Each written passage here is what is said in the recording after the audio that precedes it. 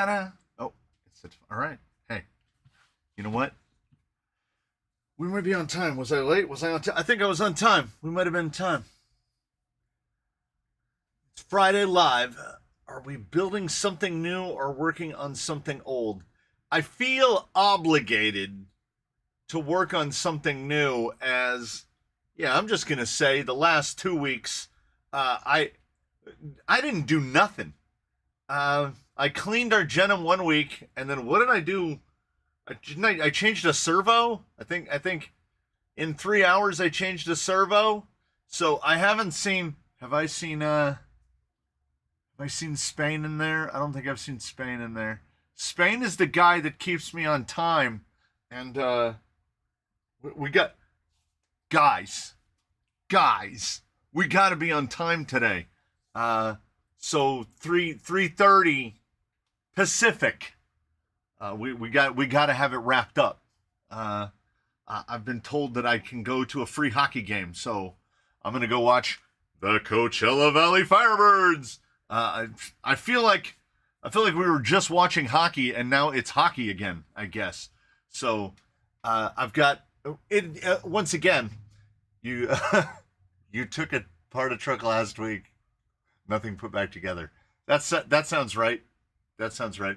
Okay, 15-minute warning for the Midwest goodbye. Yeah. We are Pacific daylight. We're still daylight. Like November 2nd, November 8th. Sometime in November is when we fall back. Oh, it was Tank. Okay, was it? Was it? I don't remember. I know I changed the servo and that was it. So I debated. I mean, I was like, I am just as happy to camera 2 to do nothing as I am to do something. So so today we will do something all the way to Coachella or a local venue. That's I don't even think it's a 40-minute drive to Coachella. To where they play. I can't remember the name of the arena off the top of my head. You were starting Tank Spa Day. Yeah, Tank is all cleaned up now, and well, I mean, he was in a video, so we saw that. 8 p.m. and very much dark here in merry old England. Yeah, it's like 94 degrees. It's supposed to start tapering off. We'll have about 2 weeks where I can actually film past 10 a.m. That'll be nice. And then it'll heat up again, and then it'll cool off, and then we'll have the actual, whatever the Southern California substitute is for autumn and winter, we'll have that. You know, it's just less hot. I'm already here in Rancho Mirage. Oh, you're halfway. You've gone too far, right? You'd have to come back this way. Hello from Ohio via Michigan. There. No, I completely forgot. As you saw, for those who saw Wednesday, you will know that Lolo ran twice. We ran Lolo 2 weeks in a row. The camera toter was so tired because the camera toter had an appointment to get their very first tattoos at 1 p.m. on Monday. So we recorded Wheelin' Wednesday first thing Monday morning at about 9 a.m. And we got back from Knott's Scary Farm at like 2:25 in the morning. So you fall asleep by about 3. So I got 4.5 hours of sleep. The kid got about 5.5 hours of sleep. We were not ready. But I didn't think the kid would be ready to swing camera after being tattooed, having never been tattooed before. So we did it first thing Monday morning. None of the rigs broke, but as far as the people went, it didn't go out. It didn't go well for any of us. We were way too tired. The driving, I think, suffered a little bit. The camera suffered a little bit. And we ran a rig twice. I've written it down. I made a little. I mean, this is as close as I get, but I wrote it down. So I've got the next 1, 2, 3, 4. I've got the next 6 groups. Even I don't think I can mess that up. Now that I've said that, I'm probably gonna mess that up. So I neglected to even mention to the toter that they were supposed to wave to the camera. There is. Welcome back. There's the Spain over there. Oh well. Okay, hold on. We'll get a good one. Wait. 2, 3. Oh, you got all the angles. So much Susan. You pretty much replicated Lola's original run. Yeah, when I saw it in the scoring, it was the same thing. Full pull, 1 fall. I did the same thing twice. I guess if anything, this lends to the consistency that negative commenters don't believe exists. So yeah, same stats in both runs, so it doesn't matter. Tattoos are addictive. Won't be long till he's covered. I don't know. The kid was not having a good time. They were not having a good time.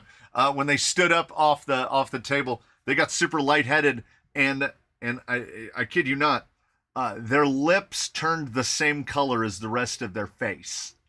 I've never seen someone's lips lose all color, but lips and face, same exact color. So we will see. We will see if the kid decides to get any more. No cat showing last week because the cat escapes. That's how it gets out there. It's not supposed to be out there. Susan's ready for some spin art. I don't understand. They use the like pourable thing. They use so much paint. It strikes me as wasteful. I don't know. It's just me. I have this thing about, like, I don't know, conserving stuff. Oh, for those not on Instagram, if you haven't been on Instagram, we will get an episode up fairly soonish. There is the, let's see, what are we looking at? Yeah, we're at like that. Yeah. We will, there I am. We will get an episode of this guy up soonish. I haven't, as you can tell by the complete and utter lack of scratches, I haven't driven it since I painted it. And I stuck to my guns, by gum. I painted 2 things in one go, and I found that the key is have some other menial task lined up. I needed to do like 10 or 12 sets of beadlocks. So, well, I did make them thinner. Look how, mind you, these are rovers. Look how skinny those rovers are. Look, those rovers are almost, you almost can't tell the difference between them and ruptures. Those, of course, being 22 LPs. I had so many beadlocks that what I would do is I would paint, and then I would come in and I would mess with beadlocks, paint, beadlocks, paint, beadlocks, paint, beadlocks. So I have a point of pride, which is the 1 hour paint job. Now it's the only thing I can use to kind of motivate me to paint anything, because I don't want to. Can we get, yeah, there's the full reflection of the camera. Painting, I don't know. I don't feel it. I genuinely don't feel like painting anything. So if I give myself the 1 hour limit, I try to do the 1 hour paint jobs. This guy was about an hour on the paint job, and I just went ahead all monotone on the inside. It is purple on the bottom. It is gunmetal on the top. I did do, it's got the black stripe, which I just did with a fine liner pen before I painted it. And then this body doesn't even come with masks. It just comes with stickers for the windows. And you know what? I'm glad, because there's nothing to see. So he came out great, fits great. Haven't driven it, but I would lose those lights and mirrors instantly. But the lights and mirrors are Traxxas, so they're actually bolted on. There's no way, and then they go into that big truss section out in the front. There's no way those lights are coming off.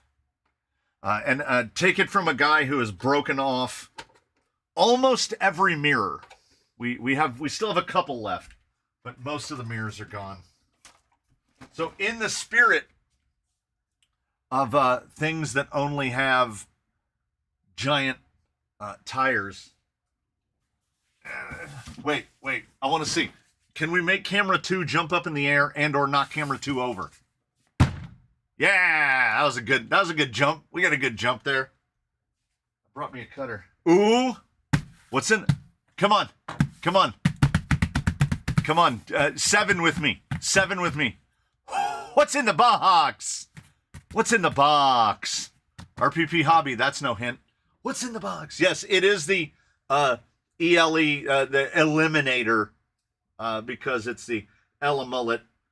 I mean, if you don't think ZZ Top when you see, is he in frame over there on 2? No, he's behind the box. If you don't see ZZ Top when you see that thing, I don't know what you're seeing. Unboxing time, indeed. A pile of bricks. Hopefully not. I mean, this is the real deal unboxing. I still have ecto mirrors on. So we've got 3 ecto bodies here that all look very different. And I think one still has both mirrors. Have you tried the 2.2 Mickey Thompson TTC XNSS comment? No. The big Baja Claws? No, I have not. You down with RPP? Yeah, you know me. We're going to build something. How far we get? I don't know. I get the sneaking suspicion that this won't be as easy to build as was the Rhino. I think the UA1. Oh. Okay. Now, any guesses now? You come on. Nobody guessed. Somebody's got to guess. Mias has new 2.2 tires, 575s. Oh no, that's Rhino. Oh, I'll have to check out the Mias, because I still haven't even looked at the Rhinos yet, like to ordering the Moses. I haven't looked at them at all, because I get the question that I get most commonly when it's about tires is, you gonna try them new Trial tires? The Trail Burners? Which is a terrible name for a rock crawling tire. I ordered a set of Trail Burners off of Amazon on September 23rd. You can just look up at the date on the video now. Still don't have them. They have not updated. They have shipped, and they say package in transit. That's all they say. Package in transit. RPP hobby. I have so many RPP hobby stickers stuck on things. Oh, okay. We can still make it impossible to tell.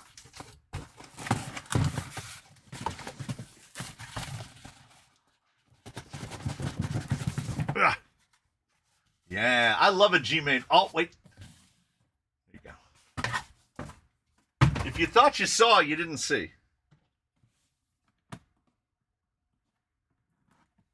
This is the one. Does that tape do anything? No, this one does, though. This is the Gmade that I've been waiting for. They just never had it.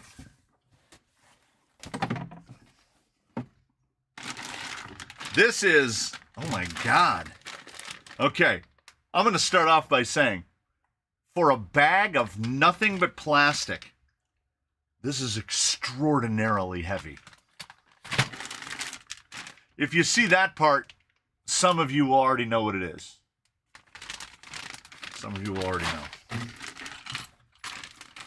Parts of the gearbox, bonus pieces, trailing arms, Oh man. That's ha ta ta ta. That's a good sized axle right there. Shocks, the wheels, which won't even. We're not even going to cut that bag at any point. I guess that's the. Oh. Packed on 11/23/23. So almost a year. This rested in the box. Body panels, one assumes. A remarkably Spartan interior. I spent all morning cleaning the workbench, so we were just going to we're just gonna mess it up. The question is, if there's a question here, the question is, will he try to keep it like it is, or will he end up trying to turn it into a rock crawler, despite the fact that it is trailing arm and gigantic? There's no telling. We're far too early into the process right now. Gum is Korean for bear. So we have another rock buggy in the spirit of, well, okay, the what's that one I don't like? The Optic. The Optic is a trail buggy, whatever that means. The servo is somewhere between my package is 6 stops away. So we've got the servo on an Amazon truck. We're just going to put a 2300 in it. We're going to put a Fusion Pro in it because simplified wiring, and then we can still have a little bit of speed, so we can be a little bit dumb, but not real super dumb. And you know what I think I'm going to do? I haven't completely dropped on it. That's true. Trailing arms never stop the Ecto from crawling, but if you take the trailing arms off of an Ecto, it works better. So, oh man, there's so many pieces. I am going to lose pieces. We have 2 choices because we're not going to unbag those plastic things. I know what I'm leaning towards, but we'll ask the people anyway. So, one of our options is, I think these used to be Yellas. I think these were originally Yellas. So these are homeless, 2.2s. And then we've got, of course, these. And I'm kind of leaning towards these because then that gives me carte blanche to just go absolutely 80s. Get the old toothbrush with the paint on it and do the splatter paint on the panels, because as you saw, its body comes on a flat sheet that, I mean, you have to drill the holes in. Like, they don't even give you the pre-drilled holes. So I'm 100% fine. And it's got the gray, yeah, we're just going to splash it. Nobody's going to vote for boring black wheels. It's about the splash, is it not? And then I thought, what am I going to put on this for tires? Because it only just occurred to me right now that it doesn't come with any. Well, I mean, it's a kit. So, I mean, I guess, yeah, 80 splatter paint. So I guess it makes sense that it doesn't come with, and see, this is what took so long. I wasn't going to buy the gum. I did not want the RTR. I wanted the kit. And the Plus kit is only a smidge more than the regular kit, and it's got CVDs, steel drive shafts, aluminum hexes, aluminum motor bracket, kingpins. Oh, look at this a bottle of juice. It's got Gmade juice, Gmade Ghostface juice. I don't know what that is. So I waited and waited and waited, and then my buddy was looking at just browsing, and he was like, "Hey, they have the Gum Plus." I was like, "No, they don't," but indeed they do. Indeed they do. You need a GDW servo for it. I don't know what that is. Keep it clear, put a ghost face on the hood. Even if we paint it, how big was, yeah. No matter what color it gets painted, oh, it's getting a big ghost face on the hood. It just has to. So, as it doesn't come with tires, I was digging around and I was like, what have I got? That should be, that seems applicable, right? For something that is on basically AR-60s. Drink that Gmade juice. You know what? Let's find out what the Gmade juice is.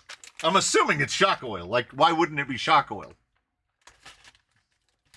But it could well be mineral oil. It's silicone shock oil. Let us hope that something is lost in translation, because I'm going to show you something here.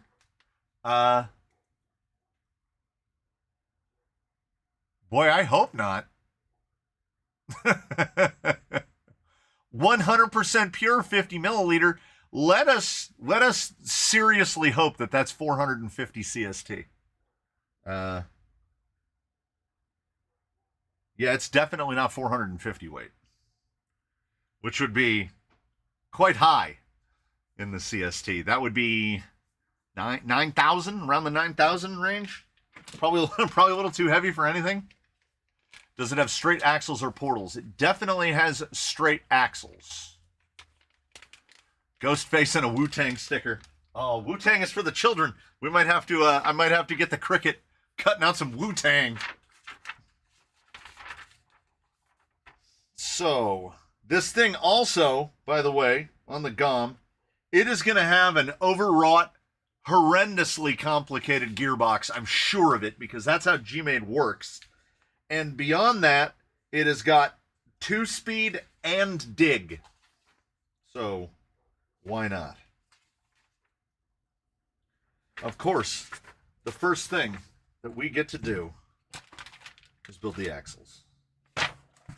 The GA60, aka the AR60, D-bag, is essentially the AR60, and I had been wanting something. Ooh, I'm not a fan of aluminum lowers, but these are foxy aluminum lowers. Like, they've got that like hard ano, like big bores. Foxy. What do the shocks look like? Oh, I think I have the smaller version of these. I've got RSDs. These look like RSDs, just bigger. That is a fairly serious coil. They don't look horrendously long, though. Well, it's going to run them until we find out that we need something else.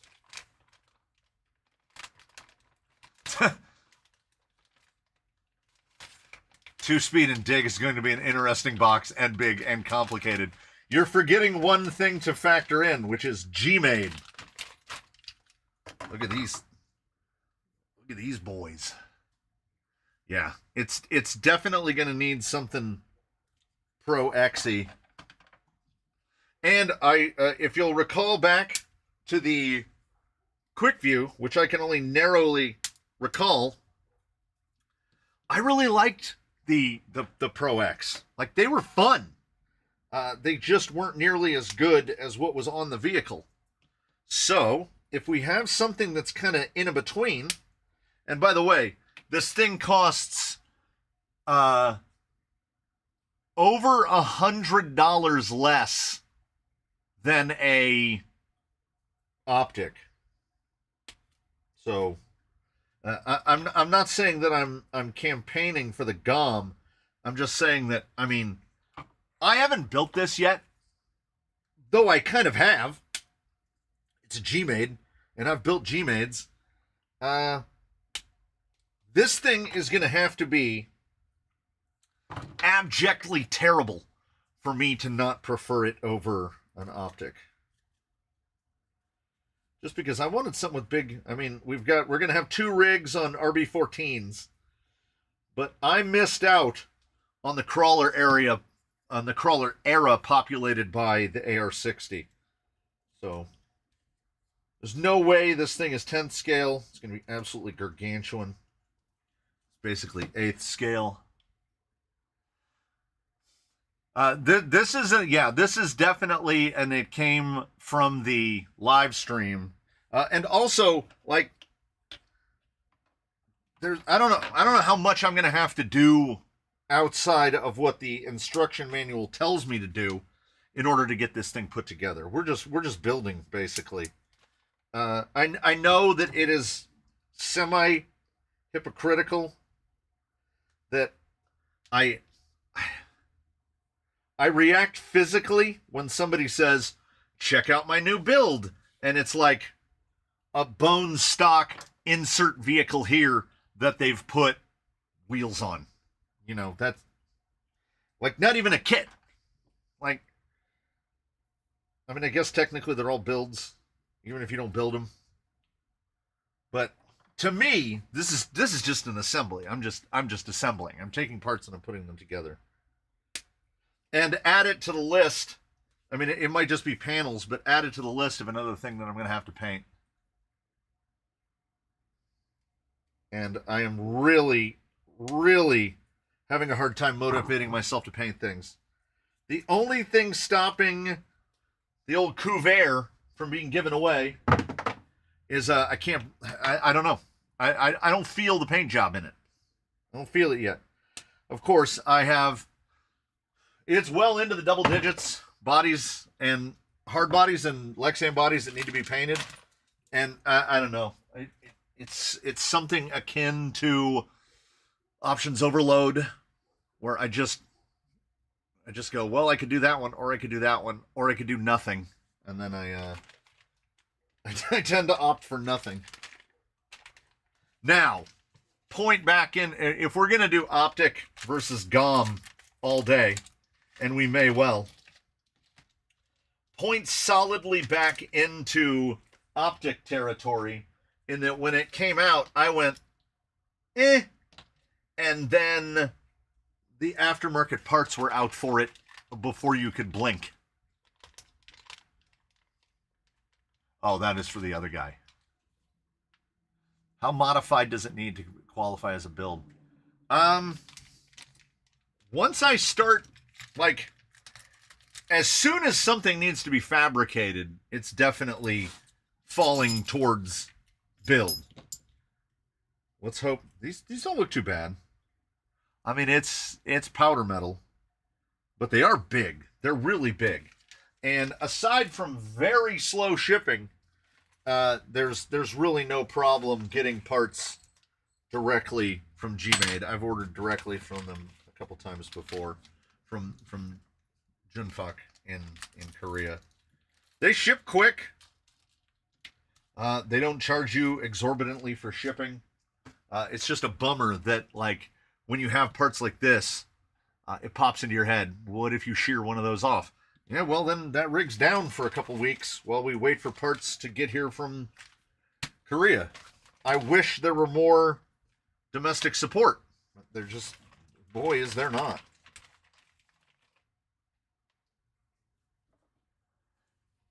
Just hire your paint guy again. A lot of time I don't feel like the masking work. 100%. I never feel like the masking work. Is it possible to change the limit in max throw on the RC6GS? I can use like less than half the throw in the VR knob. Instead of going minus 100 to 100, I can go from 20 to 60.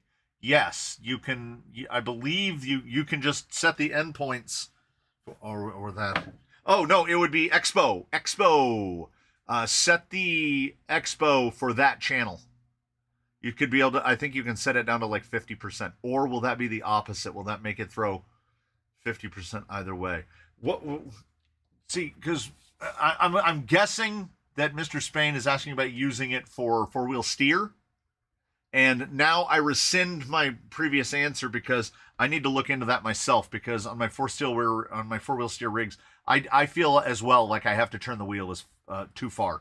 If I had to turn the wheel halfway, but I feel like that would be increasing Expo, like past 100%. And I don't think you can go Expo past 100%. So my answer is I don't know. There you go. Mr. C, would you honestly buy an optic? No. There are full-on metal cage replacements for the H10 now. Yeah. The Mias one is incredibly expensive. $400. But it looks amazing. Also, RC Speedy, of course, makes cages for it. I'm not saying that there aren't beautiful parts out there for the H10 optic. I'm saying that I have within me no desire to build a $1,200 optic. So this motor, where'd I put it? This motor was a fleet shuffle. We shuffled it. This used to be in the GFO. GFO don't need a 2300. He's full element on the inside. I put a 1200 in there. He feels way better. Like way better.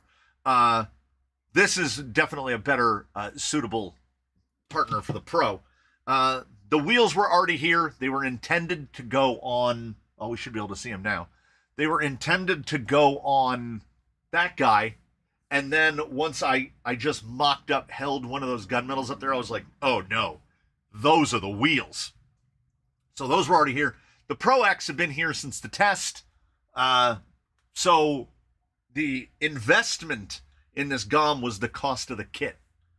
And I won't have any problem. There won't be any delays on painting this because I showed you the body.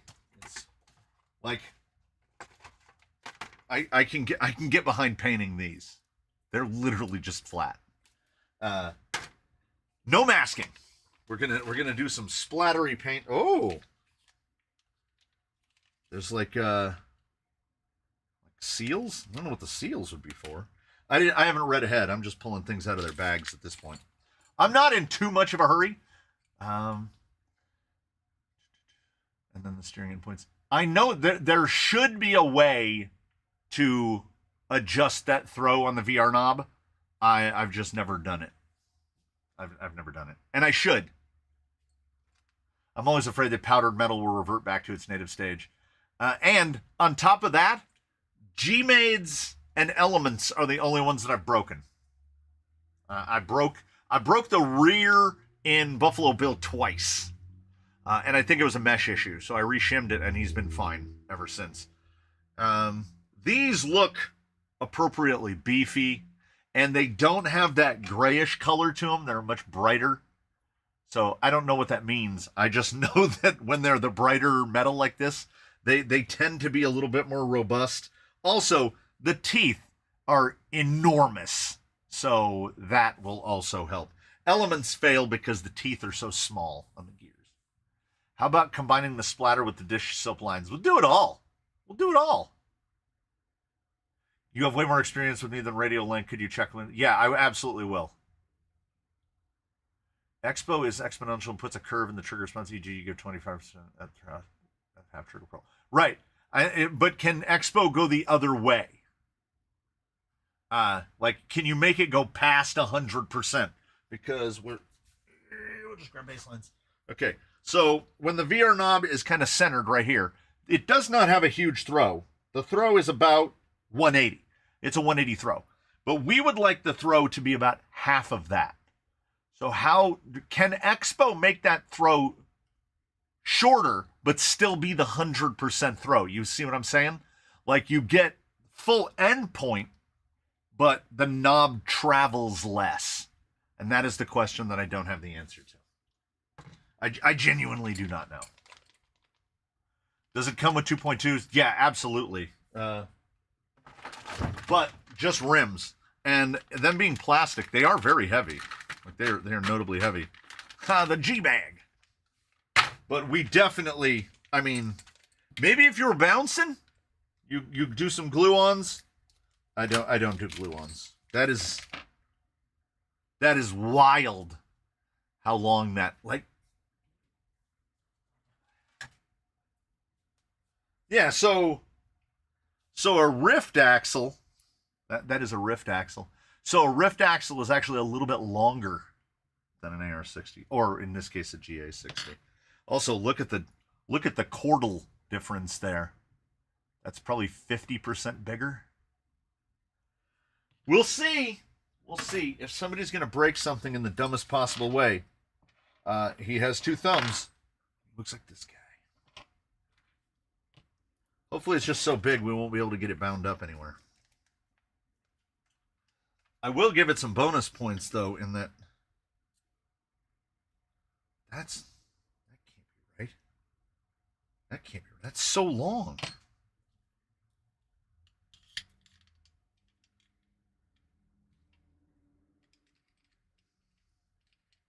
Oh my God, I guess it is. No, maybe that is bigger. I mean, I've got a rift axle right under the bench. Well, RC family picking up his first lathe tomorrow. Any wisdom? I mean, I guess the thing to follow would be the thing that they tell us all from the beginning, which is don't touch the spinny parts. Also, wood or metal.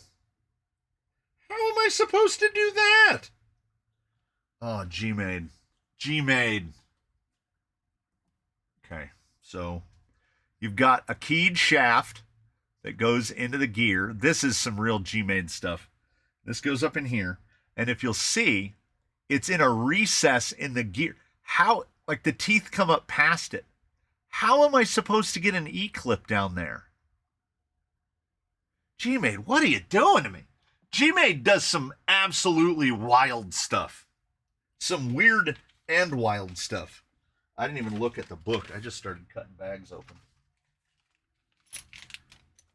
Oh, so I'm just building 1 axle at this point. No, it says make 2. Okay. Where is my other bag of, I only have this. Where are my other, where's my other drive shafts? Because these are the links. Okay, I've got those for the steer axle. Ah, they're in the option parts. So they're right there. Okay. Oh, and here's the upgraded kingpin bushings. And then here's the, it says joint grease on, is that the tiny little joint grease? And then there are the clips for putting, oh, they're the very Gmade style CVDs. Never leave the chuck key in the chuck. That's good advice. That's good advice. That'll be an endpoint adjustment. You won't be able to remove the extra throw. If you go too far, it may burn out the servo. Yeah. What did you do with the antenna of your RC4GS? Okay, so I'm assuming you mean on this one, on Baseline's radio. Baseline's radio is a testimonial to the strength and durability of the Radiolink RC4GS. I have dropped this radio so many times I can't even count it. Set it down on the bucket chair, it misses the bucket chair, it falls. His antenna was previously glued together. It was permanently erect. It could not be folded down or rotated because I had dropped it, and it landed kind of oblique on the antenna. Recording a video a couple weeks back, it fell and landed straight down and just exploded the antenna. It was just hanging down off the side. So inside the antennas, we need to grab one that still has a functional antenna. What you can do is there's just a little... There's a little solder weld right there. This is also not focusing. There's a little solder weld right there. You just heat that up, you can desolder it, and then the whole antenna pulls out, right? Then you don't need to have the external antenna, because what you do is, realizing that you have a rock crawler, you take, I used a little pick. You take a little pick and you just shove the antenna down inside the body, and then you grind the completely broken part off with a Dremel. And then look how nice that is, right? No more antenna hitting anything. If you're trying to go in any kind of distance, I don't shove the antenna down. Like, not even any rattly plastic in them. We have a couple radios here that definitely have rattly plastic in them because I've dropped them directly on the antennas on more than one occasion. But yeah, you can easily, there's actually an easier way. You will have to sacrifice this sticker, but if you take out the screws, you can just, the antenna is kind of, there's a, like a necked cartridge fits in there, you can just remove the whole antenna, unsolder that bit, and then just coil the antenna up inside. And then you don't have to, like, actually destroy part of your radio. But I've been trying to tell them over at Radio Link, they could really just give us a version where the antenna is on the inside, and none of us would be upset about it. Oh, it's going a little bit further up. Okay. Okay, if the GA60 is any like the GA44, you can... it's non-portaled. What's your power plant? Yes, I think somebody said Fusion Pro. Fusion Pro. Good old Gmade and their bag hunting. Yes. Well, you could see. You knew you were in for it when... Does it show the angle enough? You can see that it's just a sticker that they just stuck plus kit on there. So they're never going to mention, like, oh, by the way, the universals are in another bag. As a matter of fact, the instructions still show the dog bone front end. And if you give me the option to take universals or CVDs over dog bones, yeah, I'm going to do that. I'm definitely going to do that. Oh, here it is. The supplemental. Two-sided. So there's the CVD kit, how to put it together. The hardened universals, which we don't need to assemble because they came assembled. Don't go beyond 36 degrees. All ball bearings, the motor plate, the adjustable motor plate. Oh, which shows our teeth, 11 through 17. And then aluminum balls, because the stock ones are plastic. I love the element gaslighting where they were like, oh, they give you the big tree of these, and they're like, oh, that's an upgrade. And we're like, no, it's not. It's not, but you're still charging us the same money. Thanks. They used to all come with metal balls. Yeah, the pray you never have to take it apart design with that kind of E-clip. Also, if you noticed, here's all the hardware. Now, I am all for being ecological. There's the E-clip in question right there. I'm all for, yes, save the bags. We're not going to throw nearly as many bags away building this as we would with like anything from Cross, where they like individually bag every size of fastener. But I mean, can we meet somewhere in the middle? Can we meet somewhere in the middle? Cross puts every screw of a size in its own individual bag. Gmade is like, here's your screw sack for building both of the axles. Good luck. I have a little tray. There it is. I bought something, and it's got spider eggs in it. I bought something, and I think it was shock pliers, and it came with this little magnetic tray, which, hey, it'll hold a bearing. It's really not very magnetic, but this bench is also not very level, so it'll stop things from rolling away at least. I want to get a set of those oiled or rainbow-colored rims. You mean the ones that are like this? What I call oil slick? The oil slick like that? Because I like those. Very 90s. Trey 90s. I try not to buy too many of them because then I feel like I'm going to burn it out. Hello from the wacky weather in San Francisco. A crawler RC6GS would be so nice. No antenna. VR knob is a secondary steering wheel and probably so much more. Yeah. I don't think we represent as big of a section of the market as we think we do. Because they don't appear to have any motivation to do it. You're going to need for sure with the shift mechanism. Yeah. Instructions that are wrong or have errors irk me since they are in fact instructions. Especially growing up building Tamiya. Yeah. Yeah. And the instructions have gotten like borderline unforgivably bad on many things. The Rhino did not come with any instructions. You had to try to find the manual online, and the manual does not specifically instruct you to build the vehicle properly. So that's fun. Like an update happened midstream and they just never updated it.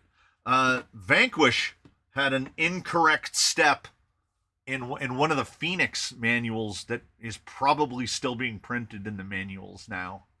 Like the something about the pins are the wrong size, or the thing goes on the wrong side, and you just have to kind of roll with it. You have to be ready. You have to be ready for it.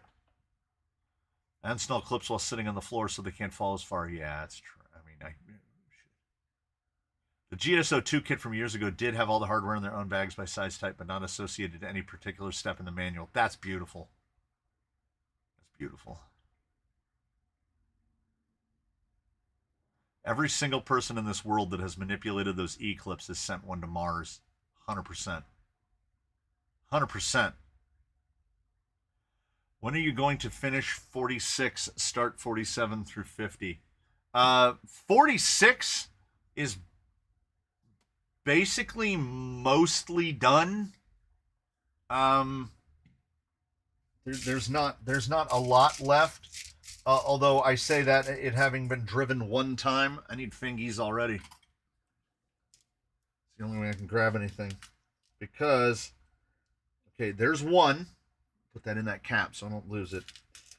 I do have extras, but it looks like they gave me 2 E-clips. Gmade, you couldn't have given me one extra one because, oh, you did. They did. Okay, they gave me 3. Because, as Mr. Spain pointed out, odds are real high I'm going to send one of those things to the moon. Start 47 through 50. So, 47 is underway. 48 will be starting sometime in October. 47 will be, 48 will be underway. 49, I don't know. We got to bounce back to 42 a little bit. And then we have almost everything for 50. The only thing that's slowing me down is the parts I need to print. And this was going to be, I guess basically it was going to classify as 51, but it's not really, and it came from the workbench. We'll just build it in a live stream, and if anybody wants to find it, they can go look for it. I'm going to try to get one of these clips on. Like that doesn't look like it's going to end well at all. That's going to go launching. Okay, they want it coming down from the flats. All right, I'm doing it right. I'm doing it right. How are you supposed, genuinely, how are you supposed to do this? Yeah. As someone pointed out, once that's in, that's never coming out. That's never coming out. You just get a new one. I wish, man, if there was a thing I wished about Gmade, it wouldn't even be that they lose some of their eccentricities. I kind of love the eccentricities. I just wish someone would embrace it and hop us up. You know? I know it's a lot to ask, but an aftermarket conventional ring and pinion, like just on a spool, would be amazing. It would up your durability. Because if there's one gear that you want machined, it's these. If there's 2 gears that you want machined, it's these. They're the only powder gears I ever worry about. It's ring and pinion. And we definitely, I didn't moon one. I mean, we can never take them off, but they got there. Also, all the bearings just in a sack. No markings. It did say build 2. You guys whine too much. Sometimes it takes me 3 months to build a custom rig from scratch. Yeah, there are rigs in here that have probably been underway for a year.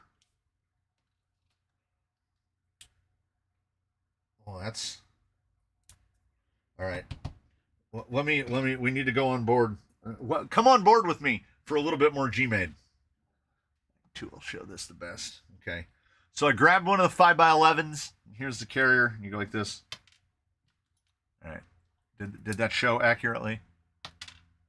All right. Grab another 5x11. Okay. How about this one? Nope. Yeah, I don't know. What are you gonna do? They are not.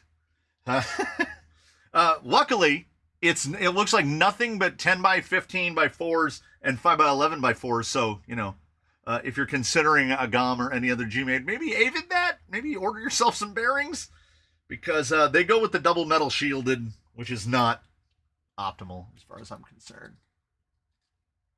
44 still needs paint. You're going to have to remind me which one 44 is. Any info about who is 47? A little brass would be nice too. Yeah, 100%. Okay, I'm going to give you like 5 seconds. Okay, so are you ready? If you're ready, you're ready. All right. So this is 47. We'll give you the 3D spin. We'll give you the 3D spin. This is 47. That's all you get. I mean, you're here, so you get the bonus. Nobody else gets the sneaky peeky cheeky breaky, so you got there. Oh, this clip is impossible to take out? It's not our problem. We are not trying to take it out. Yeah, truth. I almost want to check my own channel and find out what 44 is. What all was had during this last Prime Day? I didn't buy not one single thing. I didn't buy a single thing. Nothing. I bought the servo the day after. Still not delivered yet.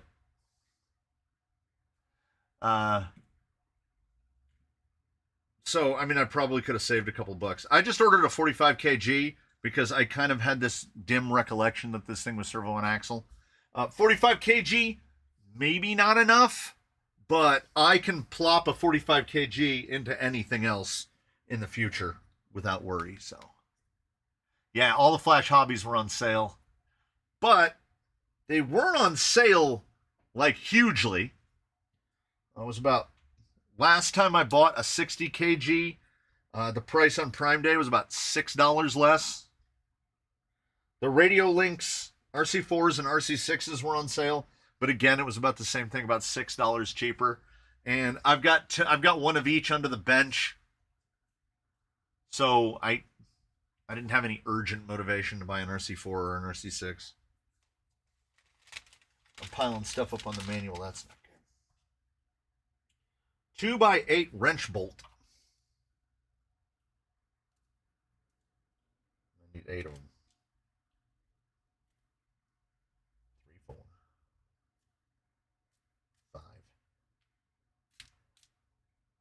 6, 7. Please let these be the 2x8s.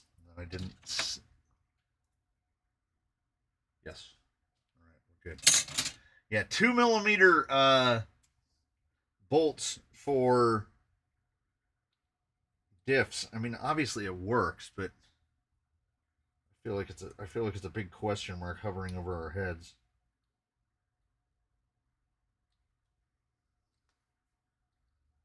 I think I've tried to put this. Nope, it's not handed. This is the same. Nope, it is handed. Oh, I almost got Gmade it again. The 60 kg was 50, but it wasn't. Because they always try to hit you with the 360-degree rotation one. Which some radios, and when I say some radios, I mean the RC4, they don't like the 360-degree rotation one.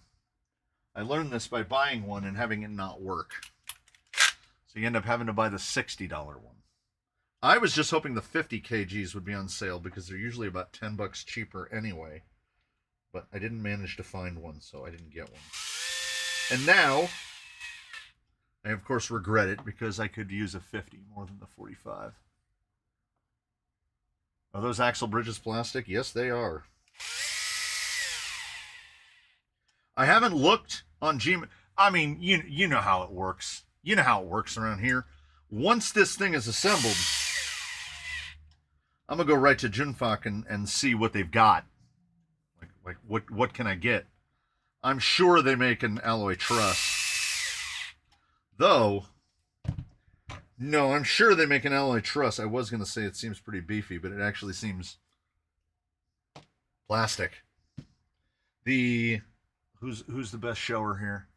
So there's a little rounded. See that little? It's rounded. It's like shaped like a nose. So the bottom of the pocket is also rounded. And if you accidentally drop that in the wrong way, it won't fit and you can't get it to put together. It won't sink down that last millimeter or so. I love when things are not explicitly marked that they only fit one way, but they definitely only fit one way. A gom is a bear. If someone asked what a gom is. Yeah, I mean, think of it as a like a rift. Yeah, so like a bouncer. It's a Gmade rift. And I don't know how to stop myself because I did not like the rift as a bouncer. I did not like the rift at speed. There were some guys at Proline absolutely hucking rifts around. I also, when it comes to a rift, I have no desire to put 17 pounds of Vidavon on it either. Whoops.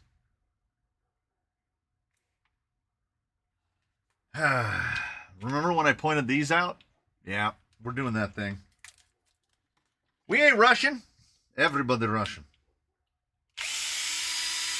Just take these apart. I'm going to read. Have any of you got the magnetic 50s or 60s? I have a couple.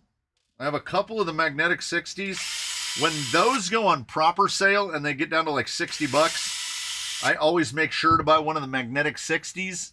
The magnetics are the way to go because theoretically, in the theoreticalness, they'll never develop servo MS. They'll never get the twitch because it's a magnetic potentiometer that controls the centering. Boy, I wish that I hadn't thought to put these in because that thing is really, really snug in that gear, and I've managed to get it on to where it's kind of overlapping the holes. I get this sneaking suspicion that this was going to fit together more easily, but we can't. We have to, because I also have this fear that it would mess up the gear mesh, because that's basically just shimming the ring gear over about 1 millimeter. But on top of that, now it's got floppums. It was very snug before.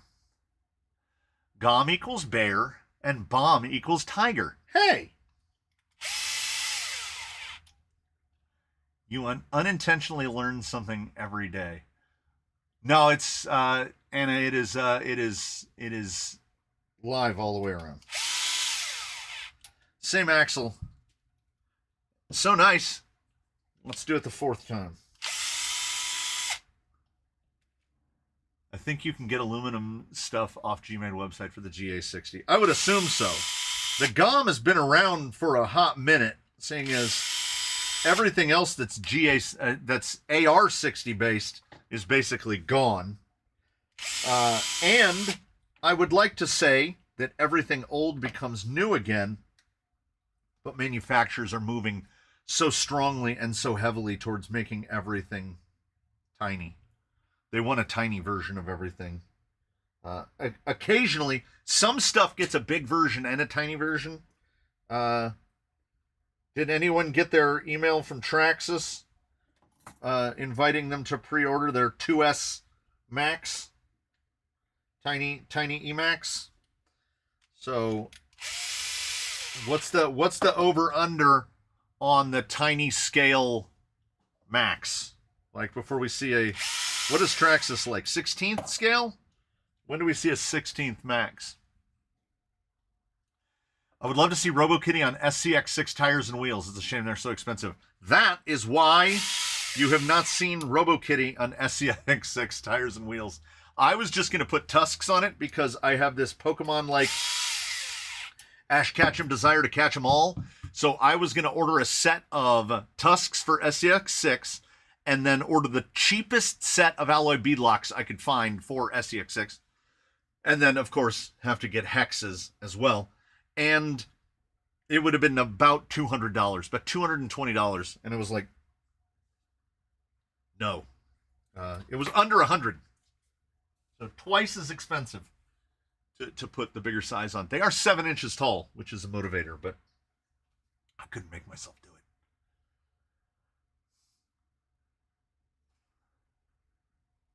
What doesn't kill you makes you stronger, except bears. Bears will kill you. That's true.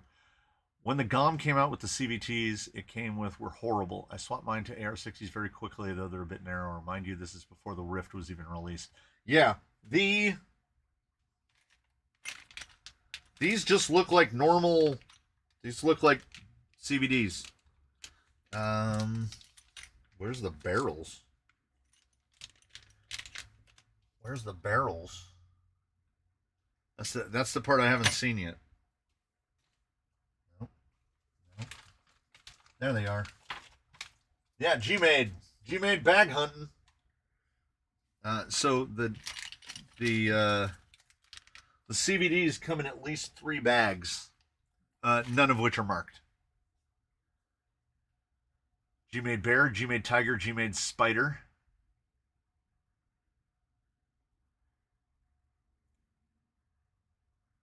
And here I thought GOM meant cheap tiny basher. No, GOM is huge.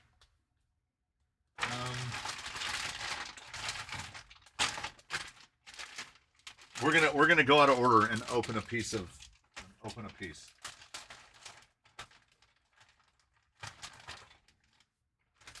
So here's one of the cage sides, but the cage, the front is like in a subframe at the front.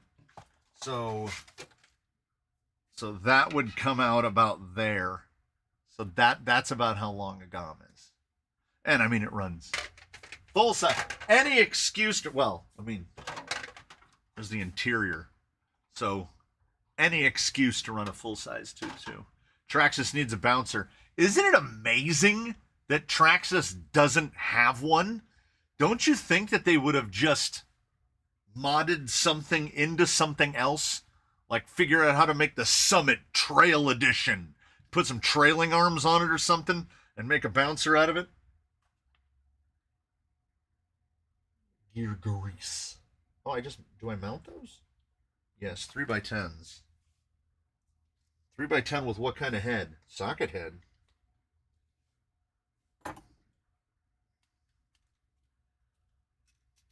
We're definitely just going to move at a pace. We're going to move at a very fixed pace.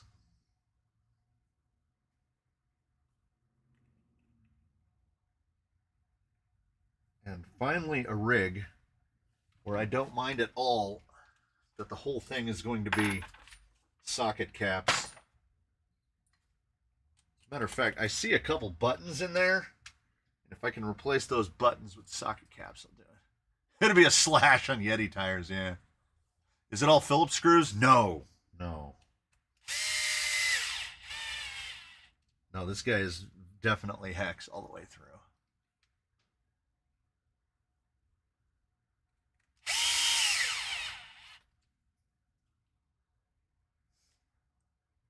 I've always wanted a Summit. It's like a fast but a really good climber. Yeah, I've seen people turn Summits into crawlers, full independent suspension, which it can get away with because its tires are really big and it's really, really wide.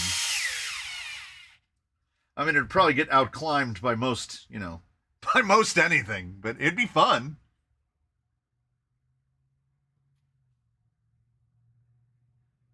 I love that there's only one way that these fit. I also like, you got to give them credit in that they went very Traxxas in that the axles, as I said, yeah, there's no lash in that at all. The axles are 10x15s and 5x11s, and that's it. No special weirdnesses.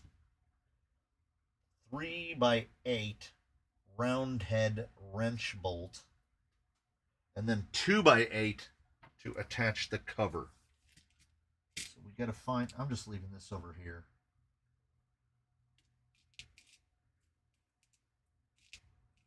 I'm not seeing, okay, there's 3, 4, 5, 6, 7. I should have just gotten one of my screw bins out, because I'm spending a half an hour over here trying to find the 8th 3x8, and I give up. I bet I can find one. Hey, look, there it is. Then I need to find all of these. 1, 2. I appreciate more than anything companies being as non-axial as possible, which is use the absolute minimum number of different fasteners that you can get away with. Don't make me change bits all the time. It's also appreciated.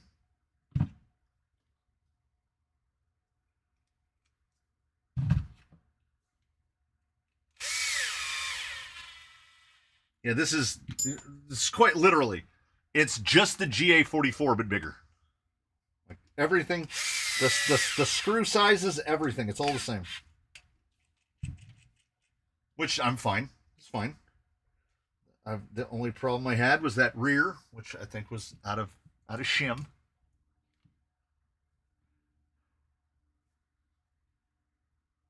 Is the axial 1/18th Yeti discontinued? I don't know, but probably. Yeah, the new Minimax. Okay, well, the new Minimax is twice as much as the what do they call them? Goms, the Armagoms. But the Minimax is the size of a slash. So it's still big. It's much bigger than the Goms. It's basically 10th scale. It's like the Minimax looks so much like a Rustler 4x4 that I think from like 100 feet away you wouldn't be able to tell them apart. I also, I gotta tell you, somebody remind me to put a link somewhere. There they are in their little bags. I found some new syringes, and not just the new grease syringes. I used to think that like 14 gauge was a big needle. No, baby. 10 gauge blunts. You don't even have to push hard to get the grease out of these. You just butter that up. Yeah. If anything, we're gonna over apply grease with a 10 gauge blunt. Oh yeah. Yeah. They never sound amazing. I will say that about both the GA60 and the GA44. They never make you go, wow, that sounds really super smooth. I've heard worse, but I'm not writing home about it. I neglected to gather up 1, 2, 3. That's not right.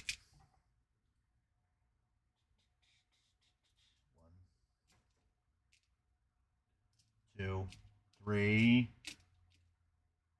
No. 4. Yeah, the hunt and peck. Are you ever going to build a super?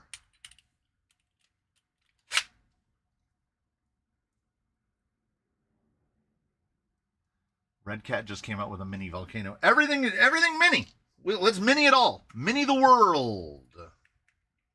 And again, I've said this before, and I want to make it clear. I've never said anything bad about Red Cat's Go Fast Basher stuff. other than this. Something like a kaiju, like when you get into the big, like 8th scale basher stuff, it costs the same as or more than an Arma.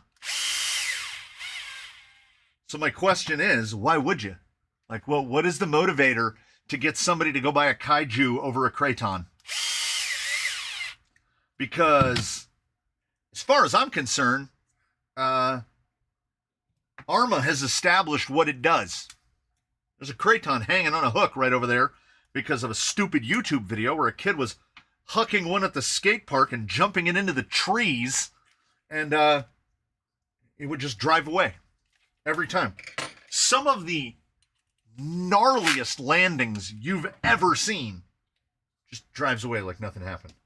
They sold me they sold me on the Kraton, and I'm not saying that I regret the Arma Kraton, the 6S. The 4S wasn't a thing at the time. Had it been, I would own a Kraton 4S and not a Kraton 6S. The Kraton 6S is stupid. It really is. I feel the same way about X-Max or any of those really, really big things that go very fast. I think the SCX-24 Lexus is kind of ugly. A lot of people say that about the 470, the real 470 is a thing that people say. Minimax has 4-inch tires. Yeah. Like I said, it's the size of a Slash, which also has about 4-inch tires. As to building a Supra, I don't know. I've seen a guy fill an axle with so much red and tacky it looked like a horror film when it opened up. I had to clean a lot of lithium grease out of one. It wasn't quite that full. It was pretty full, but it wasn't quite that full. We're doing this. We're going thumb on this one.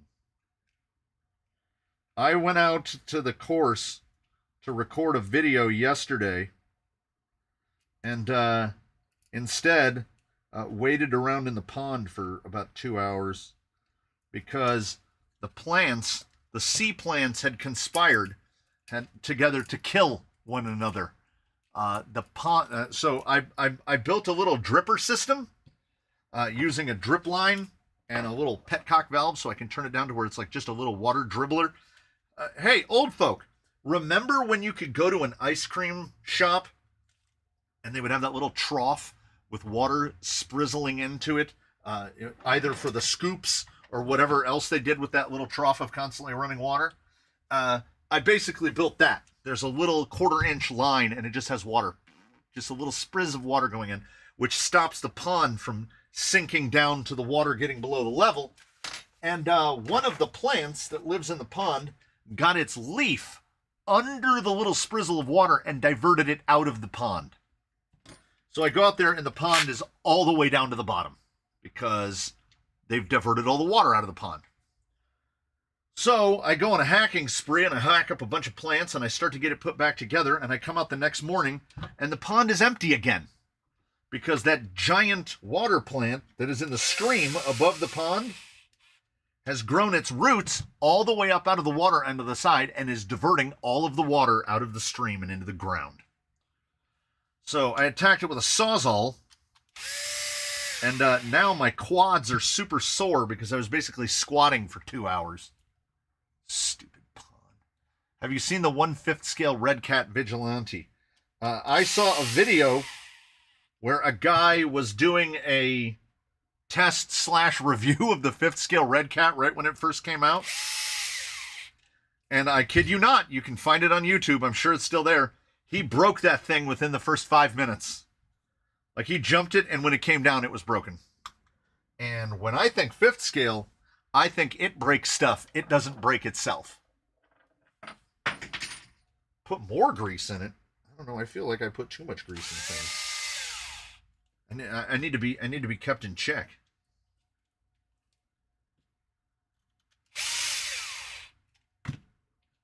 So, you know, of course we're gonna. What's wrong with a wad of red and tacky? I got a tube.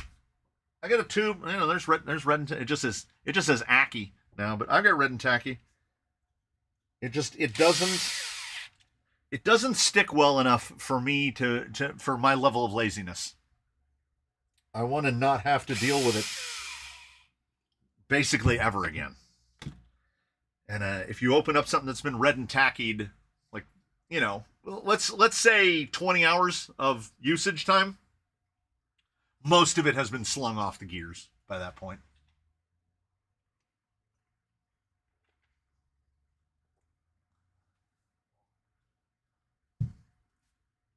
Large scale is really fun if you have a place to run it. Yeah, I mean, yeah. I'd love to see a 1/10 GX470. Yeah, they already have the licensing. Mini stuff are usually cheaper and is better for a first RC. I don't know. I don't know if I agree. The Red Cat Vigilante gears were apparently extra powdery. I saw that Vigilante video in another basher with an X-Max and it was hanging with it. Yeah, I mean, it's not hard. Like, apparently, for whatever reason, hey, Miata commuter keeping me above 100. Apparently, for whatever reason, building crawlers is apparently really difficult. Making things go fast is not difficult. I have built go fast vehicles from scratch. It's not that hard. I don't know why crawlers are apparently so hard, because they keep getting them wrong. So I have no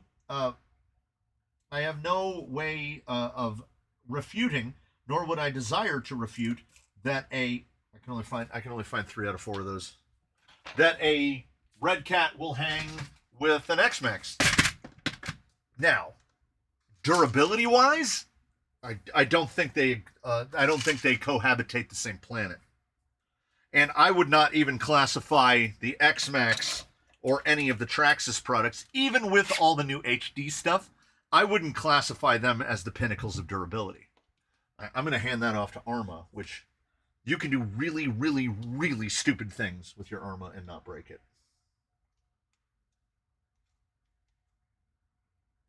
Oh, that's why.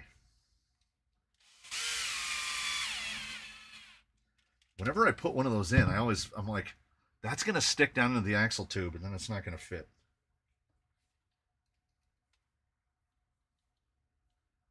I mean, yes,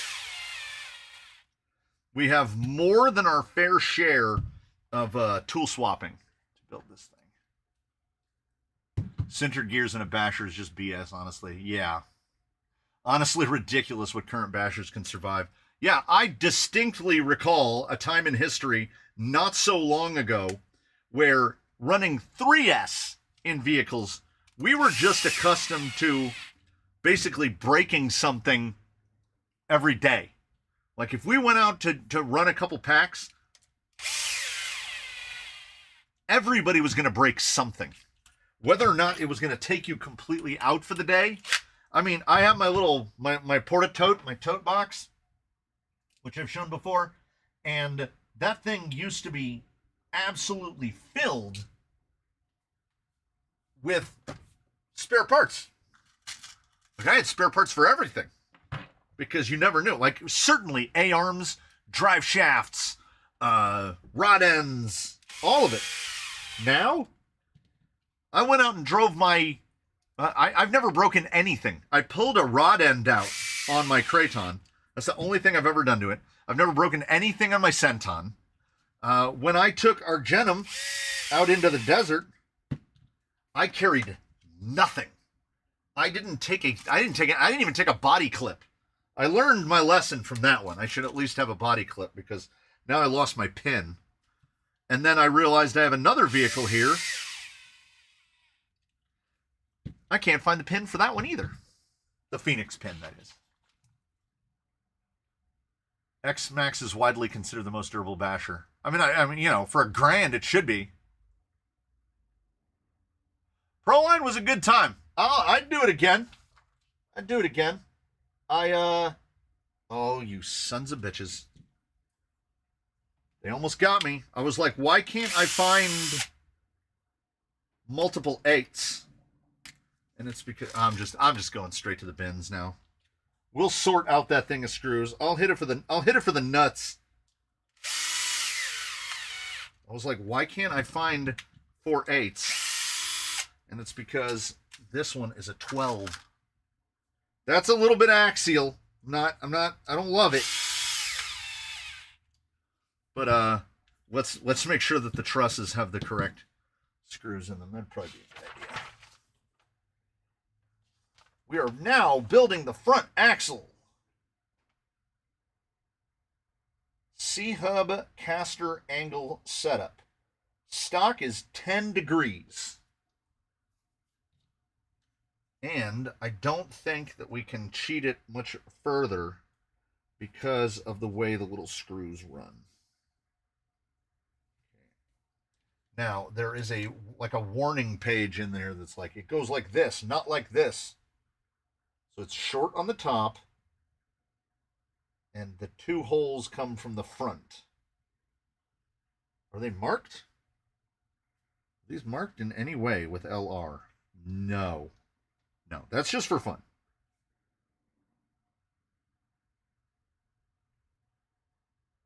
Okay, so they want middle spline. Oh, okay. All right. Wait, does a bearing go in there? Hey, I caught it. 1,200 pounds for an X-Max. Whoa! Whoa! Yeah. Yeah, if you were running a basher, it meant expendable income not so long ago. Agreed. Well, Jonathan, if you go next year, I will probably be there. At least I will be there Friday night or whatever the first day is. I'm assuming they're just going to do it the same way that they did it this year, where it goes Friday, Saturday. Saturday was just like everybody was gone. So the first night was the night that it was jumping. So provided I do it again, that's what I would do.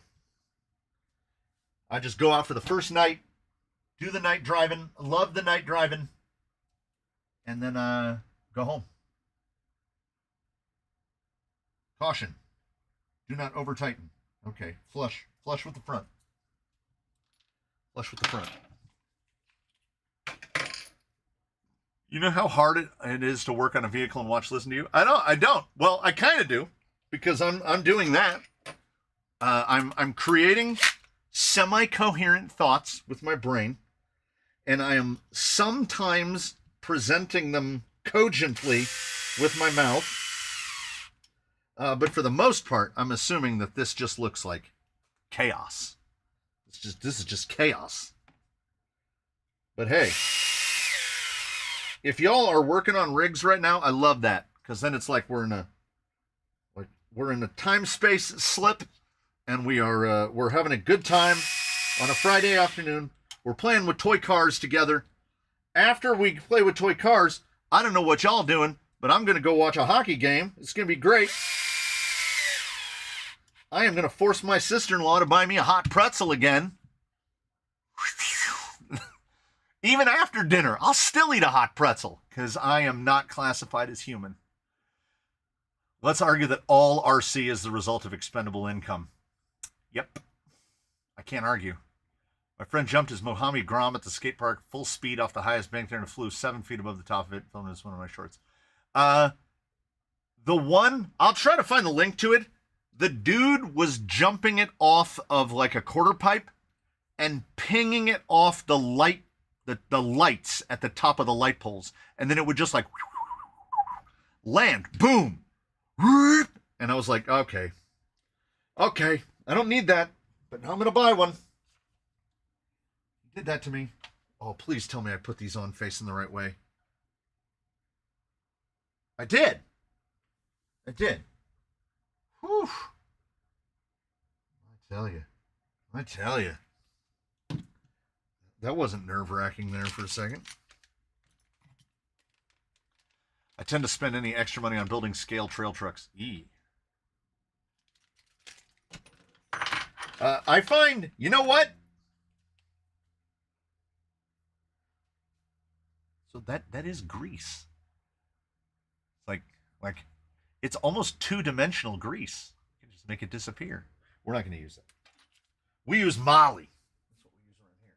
I have thrown very little into the box back there. Usually there's a lot more stuff getting thrown into the box.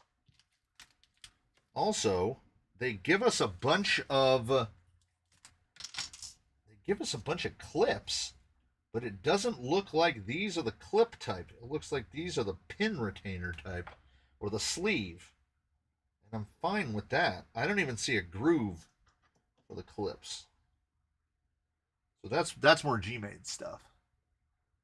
The X-Max is dystopian ready.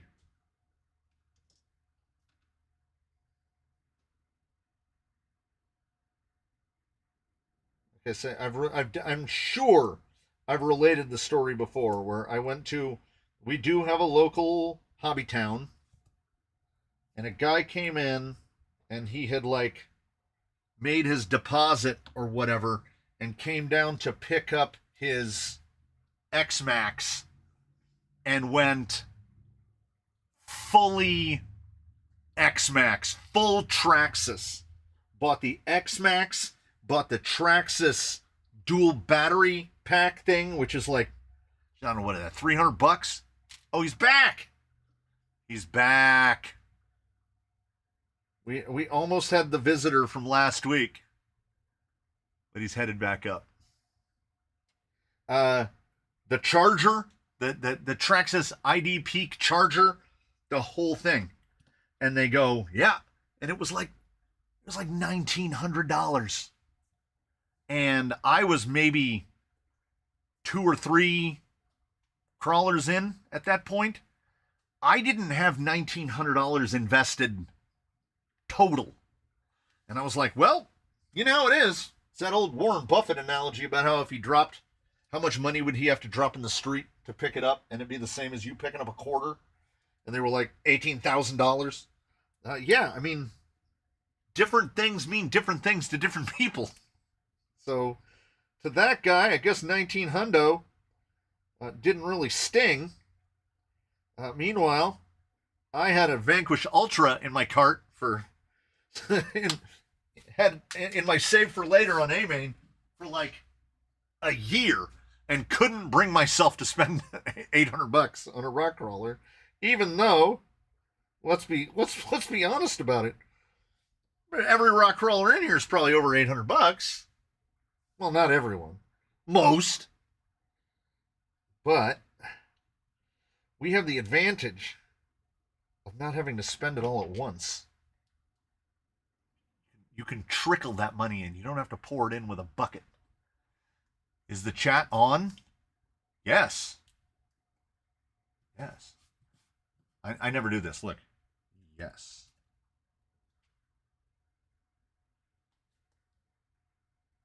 Now how will I know if he sees that? Asking if the chat is on in the chat is, there's like flash on this. I'm over here busily dropping things, trying to get these brass bushings in here. It's just got a little flash on it. And this is pretty fiber reinforced. This has a very associated feel to the plastic. I live in Florida. Do you have any idea how difficult it is to find substantial rocks here? No, I believe it. And here's the deal. Here's the deal, my friend. Okay, you definitely have it worse than me, because Florida is Florida. So, like, you can't even go somewhere to get to more rocks. Like, where I live, there's nothing. There's nothing right here. Now, Proline by the Fire takes place roughly an hour from where I live, with what I call the 12 grit rocks. I don't want to drive an hour to play with toy cars. Sometimes I don't have an hour total to play with toy cars. The closest place we've got is a little place called Southridge, which is about an hour round trip. So 25 to 30 minutes down there, 25 to 30 minutes back. So what happens is you go insane, and you build the whole thing to drive on. So you'd have to spend a small fortune in a landscape display. I mean, I would have if it hadn't been for my neighbor. It just got quiet on here. No, the chat is still clattering away. Yeah, I mean, yeah, everybody's working on trucks. Oh, Henry, too soon. Too soon, Henry. Florida should have some good broken concrete. Yay, ouch. I'm sorry, Florida. They got beat up. So someone said it at the very beginning, and I will repeat it now. If you're over there, I hope you're doing all right. I hope you're doing all right. If you're over there, well, anywhere in the world that you are, I hope you're doing all right. But especially to the folks of Florida, though I realize Florida is huge. Where Swampers is, I guess it must not be. Like, I guess Swampers isn't in Tampa. Because that's what got hit. That's what Milton hit, right? We don't know nothing about hurricanes where I am. We know earthquakes and fire. We've got shaky. We have the earth power and fire. Oh my goodness. So in the Avatar universe, Florida has got wind and water. It's got air and water. It's got the air and water tribes. We've just got earth and fire over here, Fire Kingdom. And I would say fire is the number one. The earthquakes are very far apart. But you guys, man, you get the wind. You really get the wind. Maine is about an hour from you. Oh, man. They'd have a hard time keeping me out of there if I only lived an hour away. Short. Everything goes together. Like, it feels smooth the way these things are going together. So I'm cautiously optimistic. Ooh, that was very, Ooh. That was very nice. Good on you, Gmade. I'm jumping so far. Oh, like I've done this before. 3x10s. I don't have to consult a book for every single step because I think I've assembled some C-hubs before. About 100 miles north of there. Yeah, again, you forgive my ignorance. I don't know how hurricanes work. I know they're really big and they move really slow, but like if you live 100 miles away from where the hurricane hit, like what's it like there? I saw a 20 or so train of power company trucks leaving Texas headed to Florida. That's a drive. We're used to getting the disaster relief. Oh, this is definitely something that's designed to go faster. Look at that. Is that even 30 degrees? Like we get a lot. Oh, there's definitely Ackerman in the steering. Now, most of that is this little tab, right? Can't see it. Wake up. Most of it is this little tab right here. And on the CVDs, like we're nowhere near the limit on that CVD. If we can go that far that way, we might have a worry about clearing that. But we're definitely going to do some grinding if that's what it takes to get a bit more steer angle out of this thing.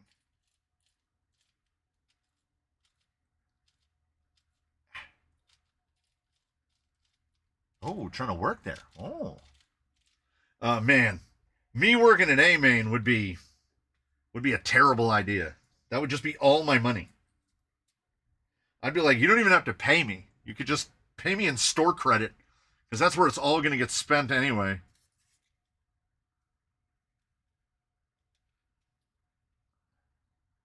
My dad was 100 miles from the hurricane and just got high winds and heavy rain.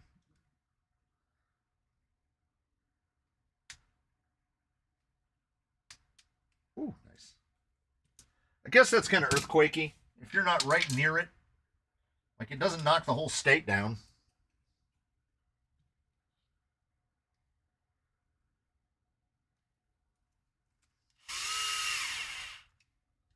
It's very straightforward.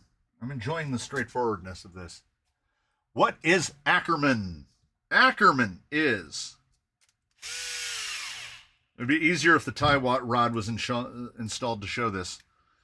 It is where one tire is going to turn more than the other because especially when you have a spooled axle, but it applies to any vehicle.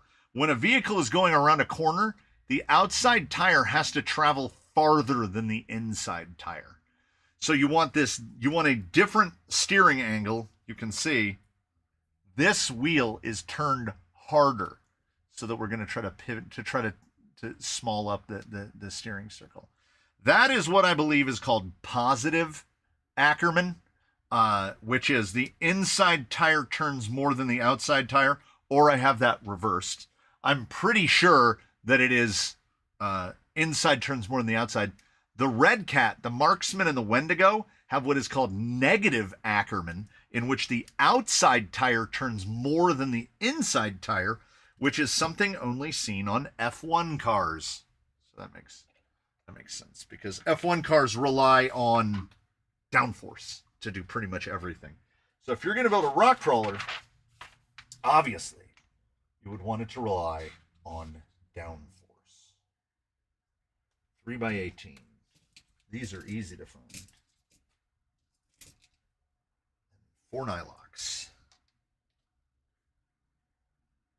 These look, the ones on the Rift look suspiciously like this. Oh, I remember this now. You have to drop lock nuts into this.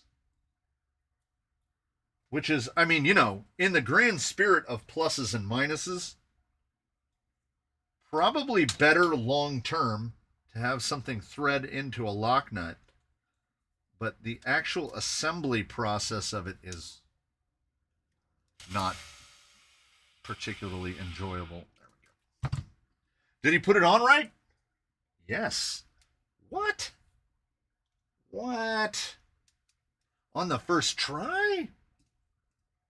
We don't have to take another part of this axle apart. People are going to wonder. They're going to wonder what happened. My Wendigo has all the downforce.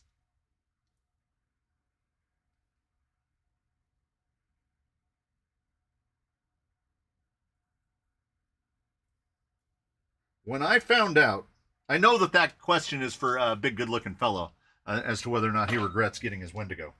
I regret it more deeply. It is the RC purchase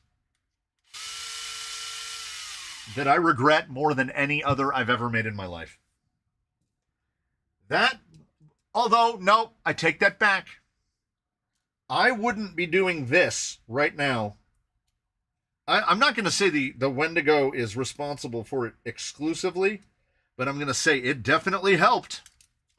Because I watched a YouTube video, and they sung the praises long and loud of the Red Cat Wendigo.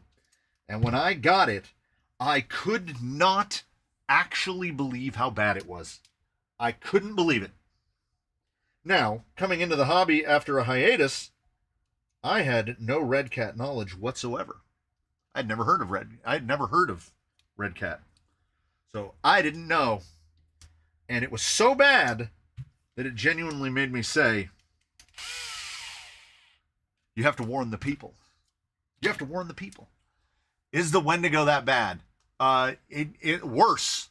If F1 cars have positive Ackerman, does that mean so do Indy cars? Yeah, pretty much any like open wheel race cars that rely almost exclusively on downforce to make them turn. The downforce is pressing down on them so hard that normal steering mechanisms are not functional. Like they're using the downforce to generate grip, and they have so much downforce. Okay, now where are the pins? That's a set screw. So what are the, oh, those are the center drive shaft pins. Okay. So where are the, oh, there they are. I was rhetorically asking where the wheel hexes are.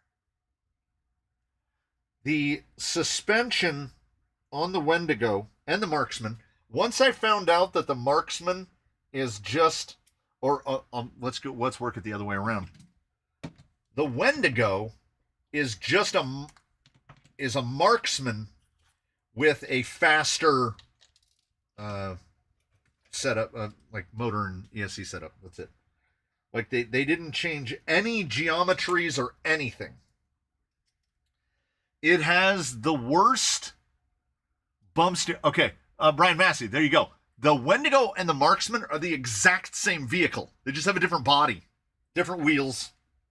But like in terms of running gear, axles, links, all that, they're the exact same vehicle, identical. They just saw an opportunity because bouncers looked hot and popular. So they're like, we can make that. They put no thought or engineering into it whatsoever. Absolutely none. It is unsafe at any speed.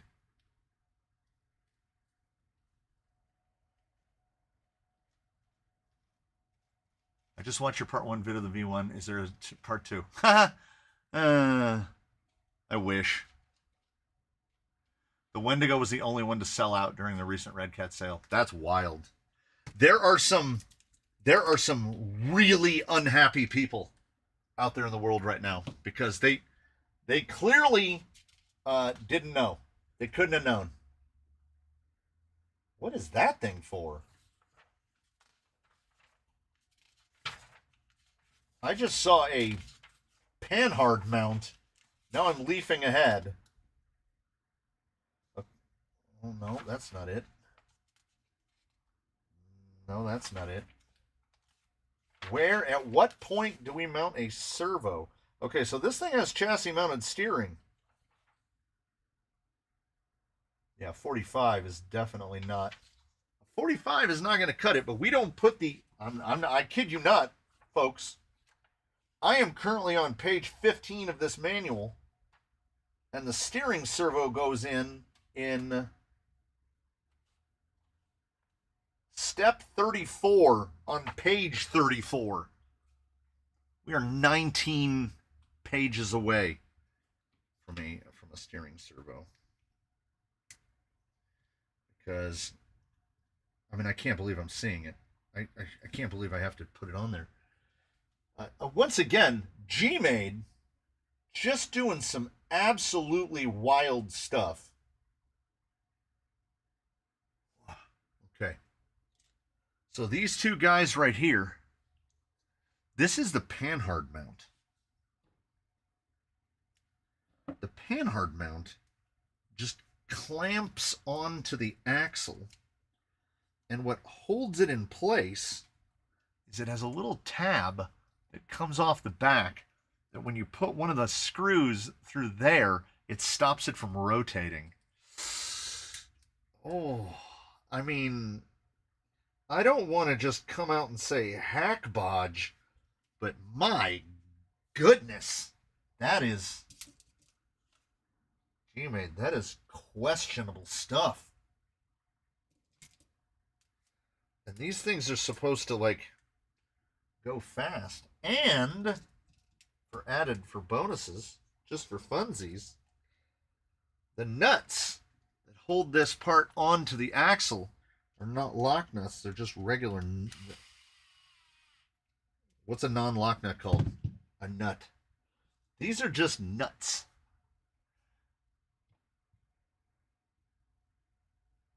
RCTNT did justice to the Ascent Fusion.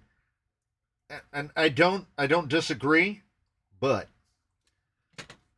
as with many other things, I ask, but why?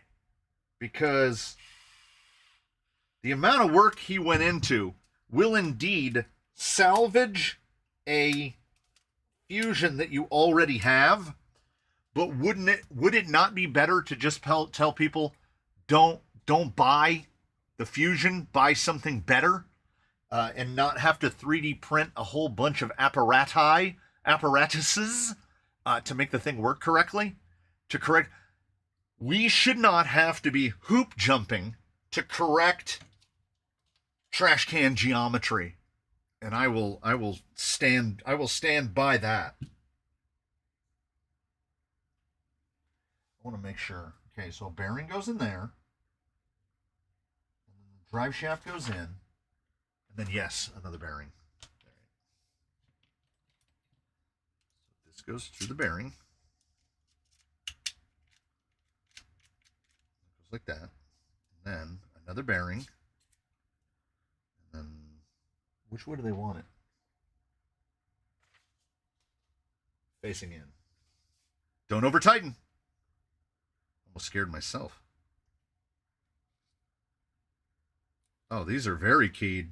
Those are impossible to mess up. There's only one way those go on. That is still a cartoonishly long axle shaft.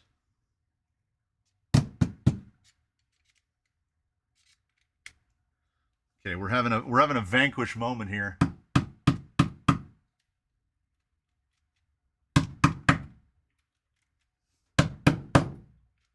You know what would be great if that didn't work? I'd feel a lot more comfortable if that didn't work. But tapping that on the bench got that to seat. I gotta find 4 more set screws. I keep setting my tweezers down and losing them. Okay, I see 1, 2, 3. Yeah, Gmade does not hold your hand. I do not see. There it is, hidden in a lock nut. Yeah, you need 8 of these, and they give you 8 of them. I got fooled into buying an Ascent by Exo Cage RC Driver Roadside. I bought it 30 minutes after they were first available last November. Well, so far I've found 2 channels that can be trusted for honest scientific information: Crawler Canyon and RC TNT. Bruce! Bruce! Bruce is solid. Bruce is solid. I don't know what they would say in Australia.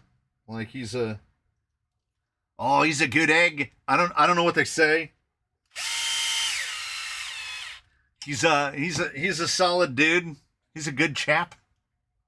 Did you ride coasters at Scary Farm or go through haunted houses? Haunted houses, man. It's only about the mazes.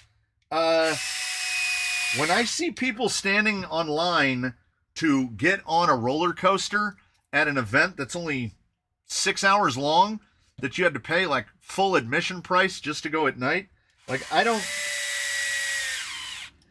genuinely don't understand standing in line to ride on a roller coaster that you can ride at any time. I am there just to do the mazes and not be scared. But I like watching other people get scared. That's fun. That's reason enough to go.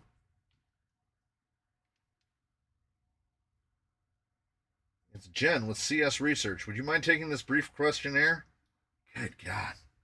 If you have the same phone number for a long time, I'm sure you share my joy and pain of being cold called and text messaged by everybody. And now that we're about a month out from the election, the American election, my phone just constant. I know what they say, but I can't say it here. Oh, all right. Yeah. Then I know what it is, too. If you don't take a full swing in baseball, it's called a bunt. Yeah. Yeah. The good old Aussies. I would say trash can with 0 geometry. Yeah.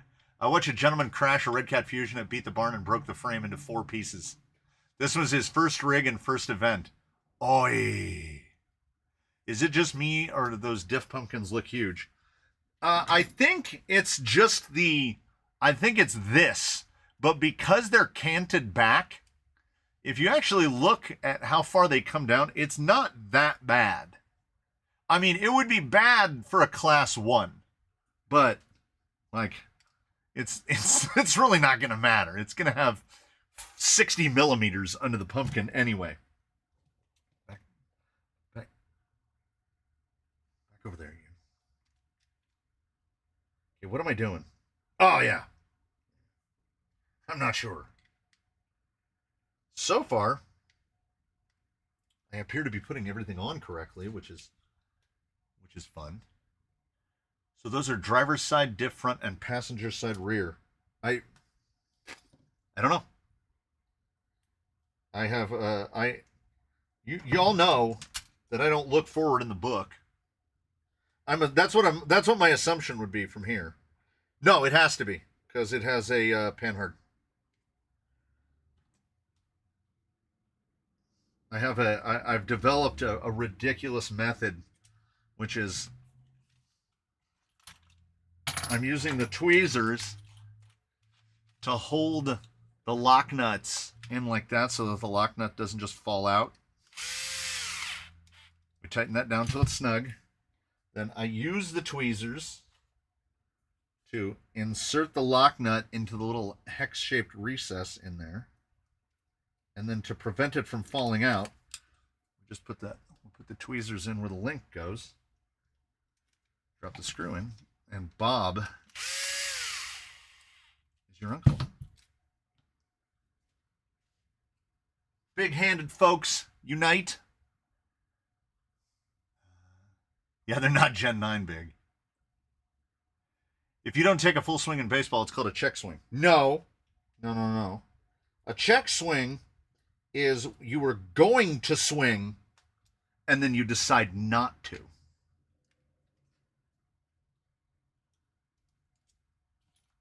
I mean, a half swing would technically be a half swing. I've seen people get base hits on like they went to check it and went around but hit the ball on accident. I was just trying to make a bunt reference. Let's not get too deep into baseball semantics. The foreigners won't understand.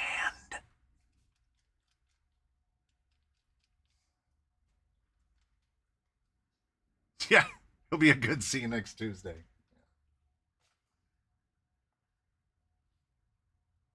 Okay. Axials. Now, I think that they use spacers inside there because having a hex outside of that big of a depth of opening, I don't think is a really good idea. So, they probably don't do that. T-case. Yeah, we can get a T-case done. We can get a T-case done. I mean, why wouldn't we? Okay. The beauty is they don't tell you what bag to open. They don't tell you because it says transfer case. Okay,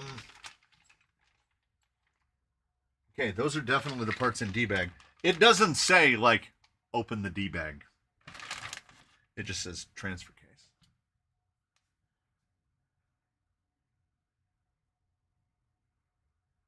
Never had a single BS call, survey, or scam call in the last 20-ish years. Oh my God, it's daily. Daily. Do we need a ham hands section in the Discord? Can't buy gloves? Can't do normal people stuff? Have to own 24 pairs of tweezers? I can't. Like, these are kind of okay. That's why I've had them for so long, but like, that's as far as my thumb goes into those scissors. I can't go any farther. My kid brought me a ring and said, hey, put this on. And they handed me the ring, and I could get it to where it would go just past my nail. Like that. On the pinky, it would go to right about there. And then they put it on their thumb. And then they went, freak, and walked away. So that's kind of, I just summarized what it's like to have children in the 21st century, pretty much.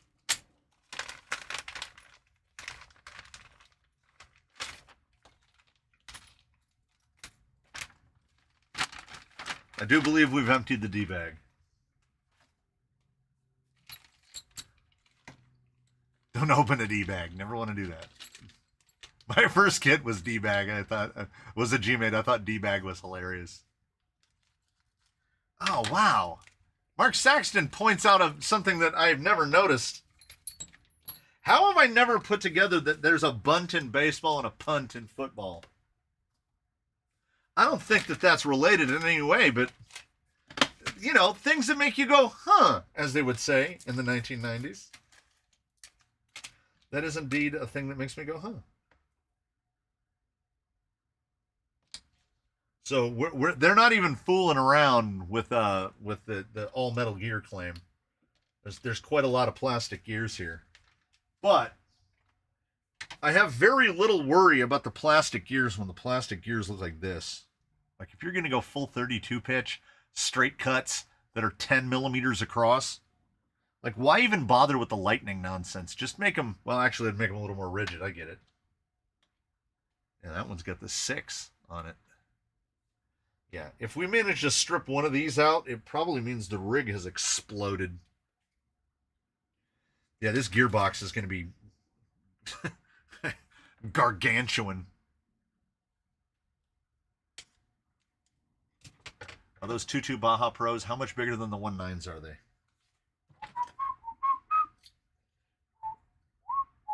Hold on, I'm trying not to cut myself.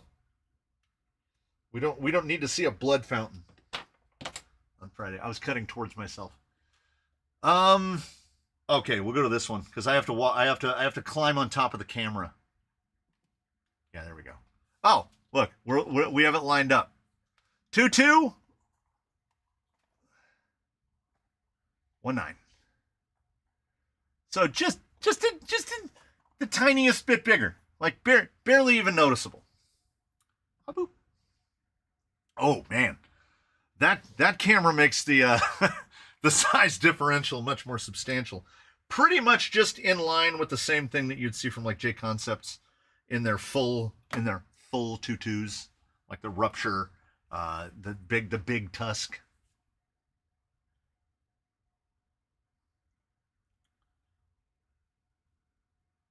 Get some Draper scissors, not cheap, but sensible finger-sized loops and easy to sharpen so it'll last a lifetime. My favorite pair of scissors currently are these little guys, and there's how I use them. That's how far my finger goes in.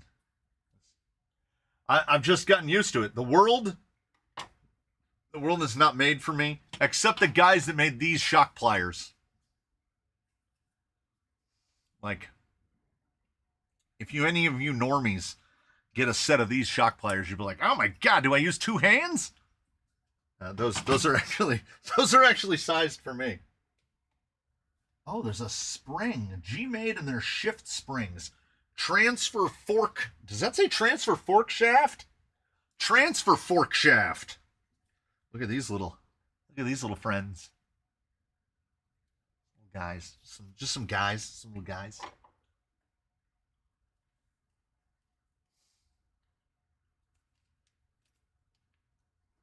Yeah, these 2.2s are big, and I really enjoyed them. If you recall back to that test, as I said at that time, I definitely didn't have anything that would use them, but I do now.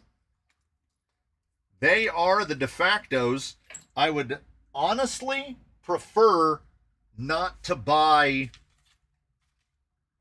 Hey, look, they've kept the E-clip separate from the rest of the screws. I would prefer not to have to buy other tires if I can avoid it, because there's such a limited application for these monster tires that when I buy a set and they don't work, then I'm like, well, now what? So nope. So with those Pro X, I have two available choices. I only have two sets of big boy 2.2s right now. These and stickies, USD stickies, which are every bit as ridiculous. Okay, shift fork. What? That can't be right. All right. Okay. So I need to we need to do a thing. Ew. Who wants to see the greasiest container you've ever seen? When you turn a bunch of Traxxas axles into spools, you have a lot of very greasy stuff. So this is the little guy that shimmies the locker, that makes a locker work. I couldn't find a 2-speed actuator, but a 2-speed actuator for Traxxas is about the same size. So you get that little C-clippy. This is the 2-speed actuator for the GOM. It's a tiny little thing. And actually, now I'm doubly worried.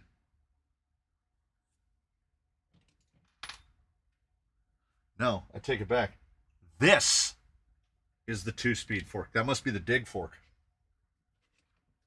Look at the size. Look at the size of that. It's okay.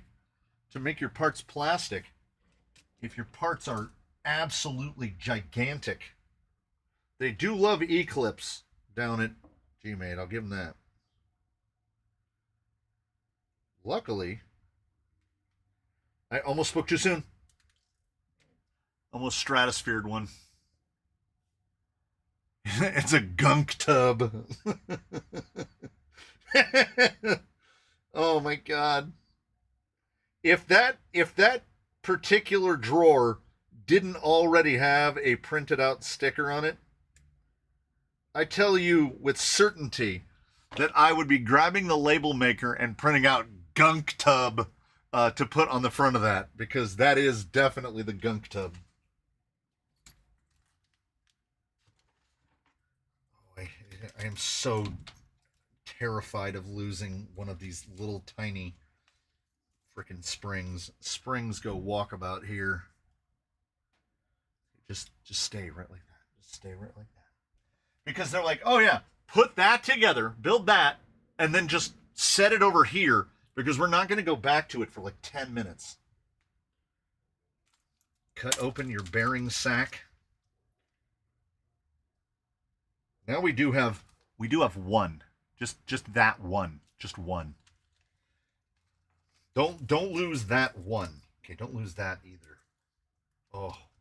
We are definitely bouncing around now. Gmade! At least there's instructions, you know. I do know what a 6x12 looks like. So we need the one with the 6 splinies in it. 2? Yeah. Then it needs a shafty with a square on it. Got that. Nope. Put that over there. Then we need a shafty with a square on it. No, it is this one. And then a giant E-clip. So happy I'm not the only one with a gunk tub. Sir, not only are you not the only one with a gunk tub, that's not even the only gunk tub.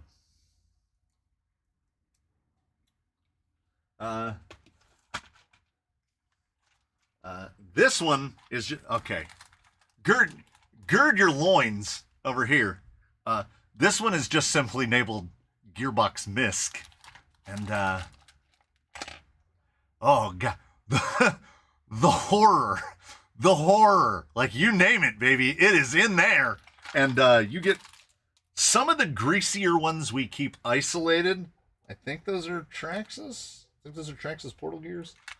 When I say Gearbox Misc, I mean Gearbox Misc. There's whole transfer cases in there. To go along with that one, there is a tub in here somewhere that has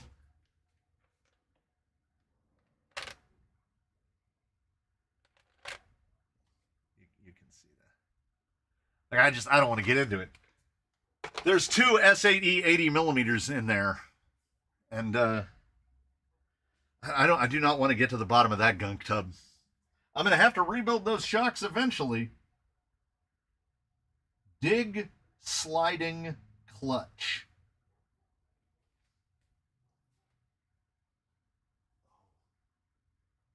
Okay, oof. At least that looks different. Okay. Is the dig sliding clutch the inside one or the outside one? It is the outside one. Good direction and wrong direction. What? Wait, what? Oh, no. Okay. Okay. All right. Do you see this? Right? Do you see that little bevelly guy right there? See, it's got a little bevelly guy on those leading edges. And do you see how this side doesn't have them? So you have to install this with the bevelly guys facing a specific direction. This is so Gmade. I couldn't be happier about this. So the bevelly side faces this way, like that. And then we need a 6x12x4 after it. Like that. We got good direction. Dumb view, but it's just you sticking your hand right into the gunk tub.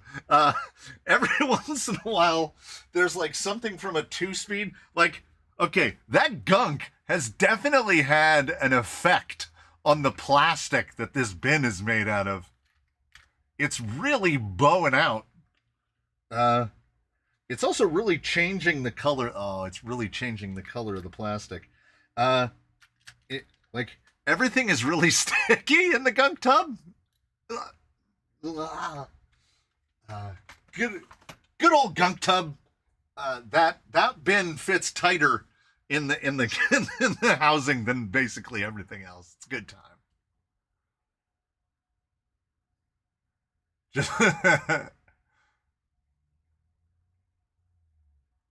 Just make that about 8-inch diameter and 18 inches tall, and you got my workshop gunk tub.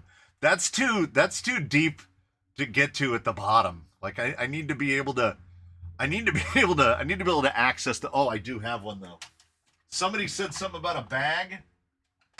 It's in a drawer. Let me find the bag. We'll just lower it into frame dramatically. Do you have a gunk sack to go along with your gunk tub? Okay, it's started to. I feel like it's propagating. Something just fell out of this bag. I feel like it's starting to propagate through the plastic itself. Like this plastic, it's a Ziploc bag. It is not impermeable. Ugh, has a very Silent Hill vibe to it. Some stuff we dare not even mix with the rest of the gunk. The dreaded bag of goop. That is the bag that you just upend it into the parts cleaner, into the brrr, and just let it go. The dreaded bag of goop, indeed. Ball bearing, 6x12x4. Transfer output front shaft 27 millimeter, 3240. Are these accurate to scale? Are these accurate? They are. Okay, worth pointing out, as I hadn't pointed it out till now, we got a bunch of. I don't want to sit here and count all these teeth, and guess what? I don't have to. Look at this. Good on you, Gmade. Look at that. Good on you, Gmade. Your manuals are cuckoo, but at least your parts diagrams are to scale. And that is definitively worth something. Okay, we're putting some parts together. So, what I can tell you right now is this thing should be properly quiet because there's a lot of plastic in here. Now, I can't... That's a double bagger. How many pounds of gears do you have? Well, I do have... I gotta throw some boxes out of the way. So, for those who haven't seen them, I have 2 of these, right? So this is spur gears. I mean, 2 of these that hold these boxes, right? So we just recently moved spur gears to be in here. So this is where we store the spur gears. That's just the spur gears. And then we would have ring and pinions in there. Not including what's assembled in axles. And then, of course, there's the miscellaneous gears, the gear sacks. We have drawers that say things like Vanquish bits and have Vanquish gears in them. I have drawers that are labeled portal gears. So this one's just full portal gears. Yeah. How do I remember where everything is? I don't. When hunting for that small elusive part you know you have somewhere, gunk tub is the second to the last place you look. Bag of goop is the last gasp. Yeah. And then you got to de-goop it, or or you just go to Amazon. You're like, I'm not going to do this. I'm not going to involve myself in this nonsense. 32 pitch, 22 tooth transfer case gear. So when they go to any small gears, all of the small gears are powder. Oh, I don't like that. If that's the pinion gear, no thank you. I don't like that at all. 32 pitch, 22 tooth transfer gear. That's the guy. They do look serious, like the powder metal looks proper serious. We're definitely gonna find out though. How many unused axles do you have? Oh, don't ask me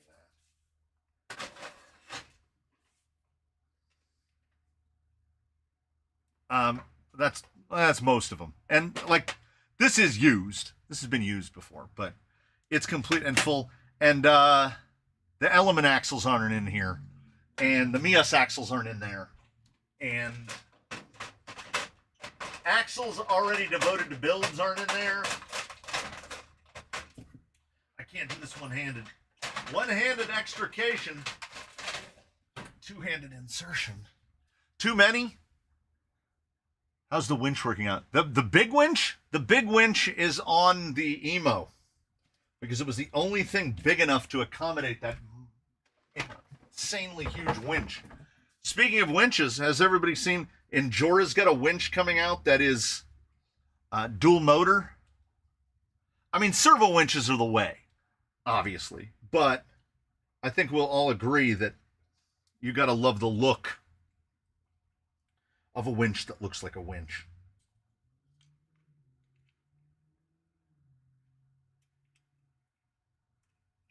All right, that's okay. That's okay.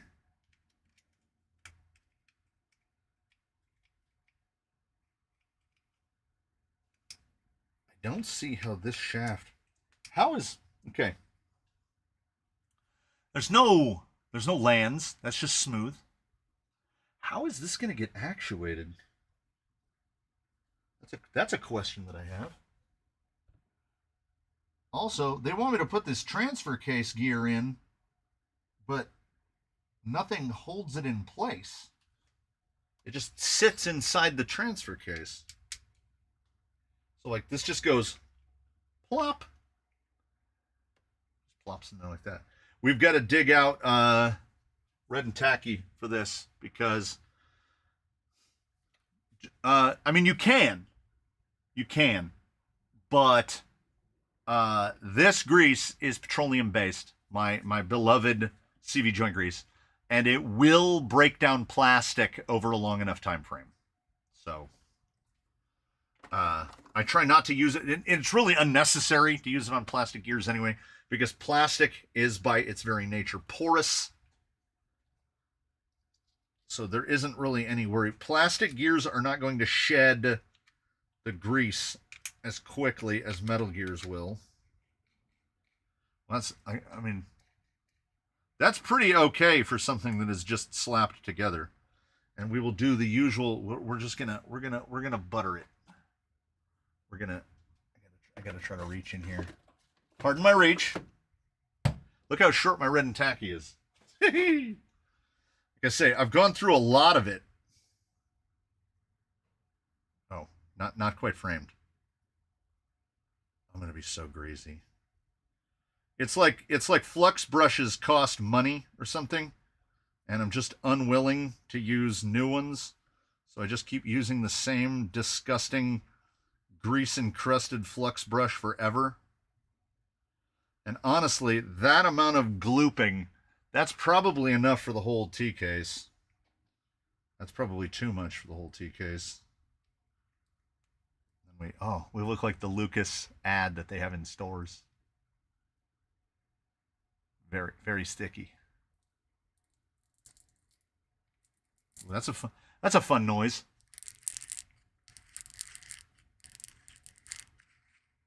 It's like un-ASMR. Just try to get the extra off. I like a gearbox that throws some plastic gears in it. So the Stealth is like my favorite. There's a reason why that thing is so quiet. Nylon outputs. Oh, and then we get to bolt it together. Wait, what? How am I what? How is the what? What? This is...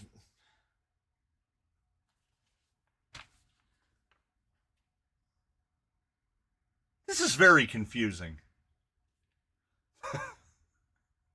Yes, Mike Cross, you're correct. Lithium grease on plastic.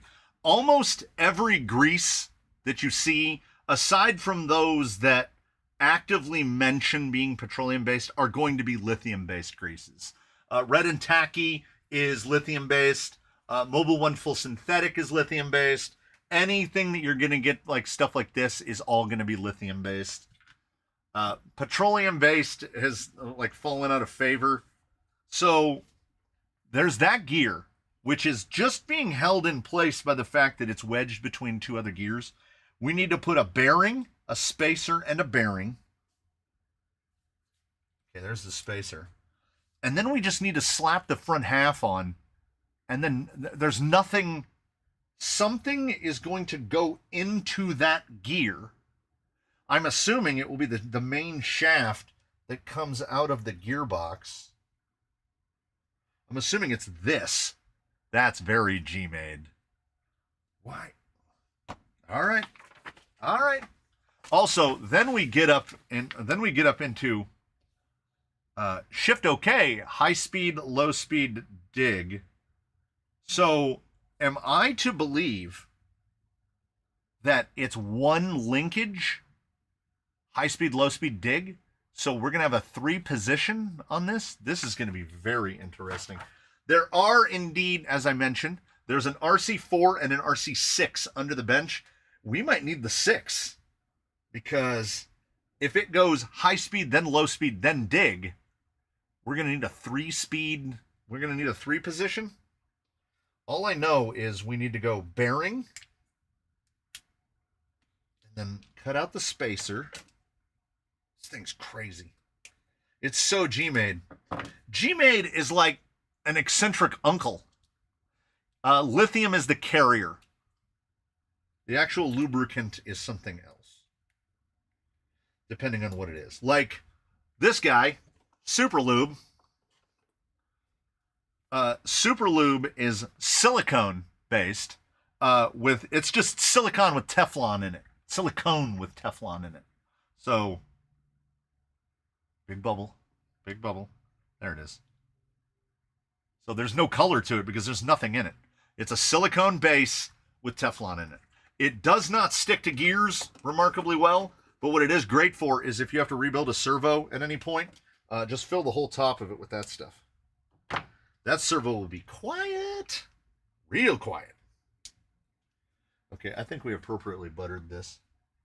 We need 4 3x12 wrench bolts, and because this is a Gmade, they are not going to put any threading into plastic, which again, is that a bug or is that a feature?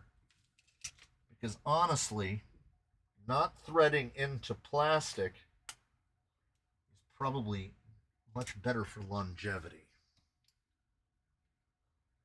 I have to cut open another screw bag though, and I should have cut open the screw bag before I started monkeying, but here we are. Oh, I see some M4s.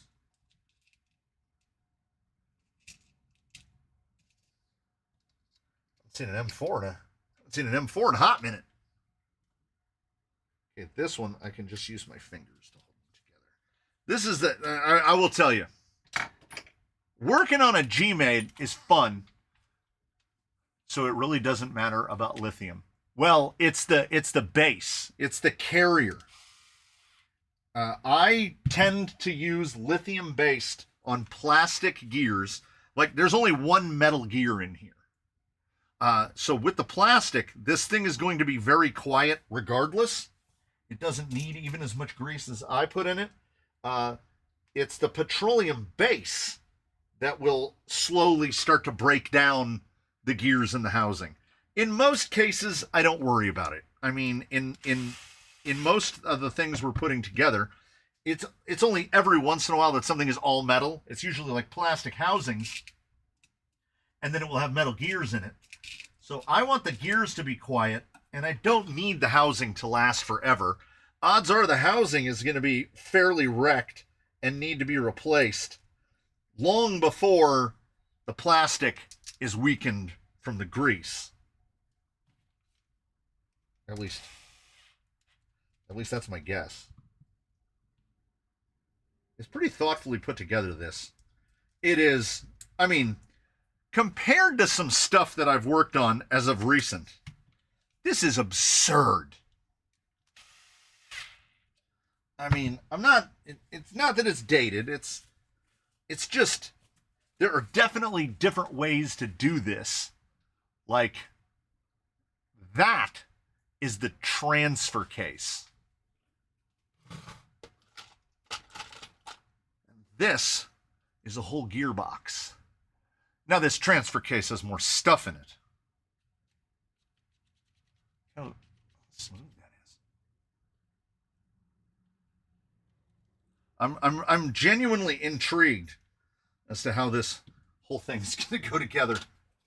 I'm going to have to stare at this one a little bit. Oh, okay. Okay.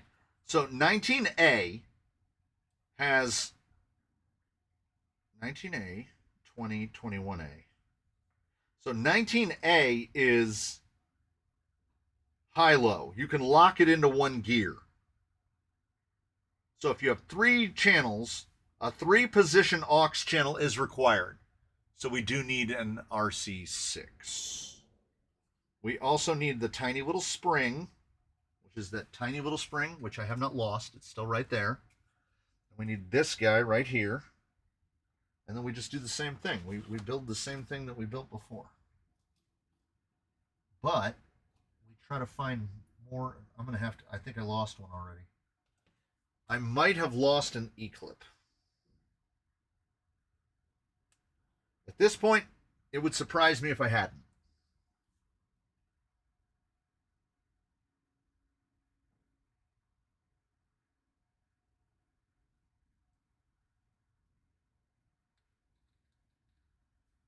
Okay. Okay, hold on. Bear with me. Okay, I need to find one more E-clip. Oh, there he is. We haven't skied an E-clip, which is amazing, because these things, relative to the size of my mitts, I mean, look at those little guys. 2 millis. I would prefer not to have to ever use 2mm E-clips for anything ever. The sun is definitely doing its work outside. It's slowly getting hotter.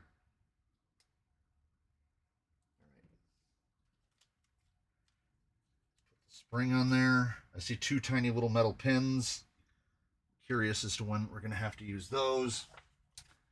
Okay, so now it's going to, I run motor on axle dual steer on the LCG. Amazing how many folks don't know what motor on axle is. Huh.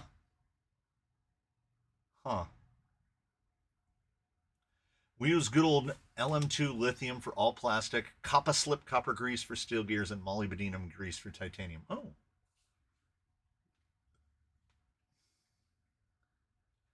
Oh, Harry Paul has been with us from the forest this whole time. We'll catch you when we emerge from the murk at the bottom of the hill. Then we look forward to your return. Oh, once again, please be careful with the direction. The dig sliding clutch.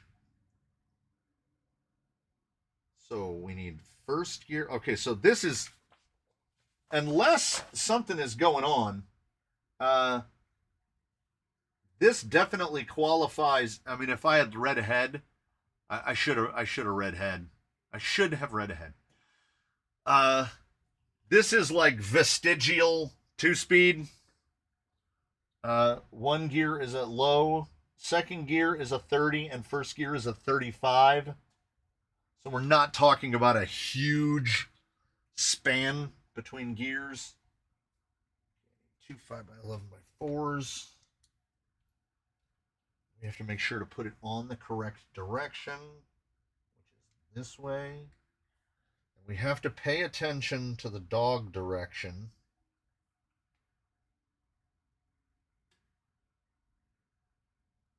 Please be careful with the direction. Okay, little side faces forward. All right. Okay.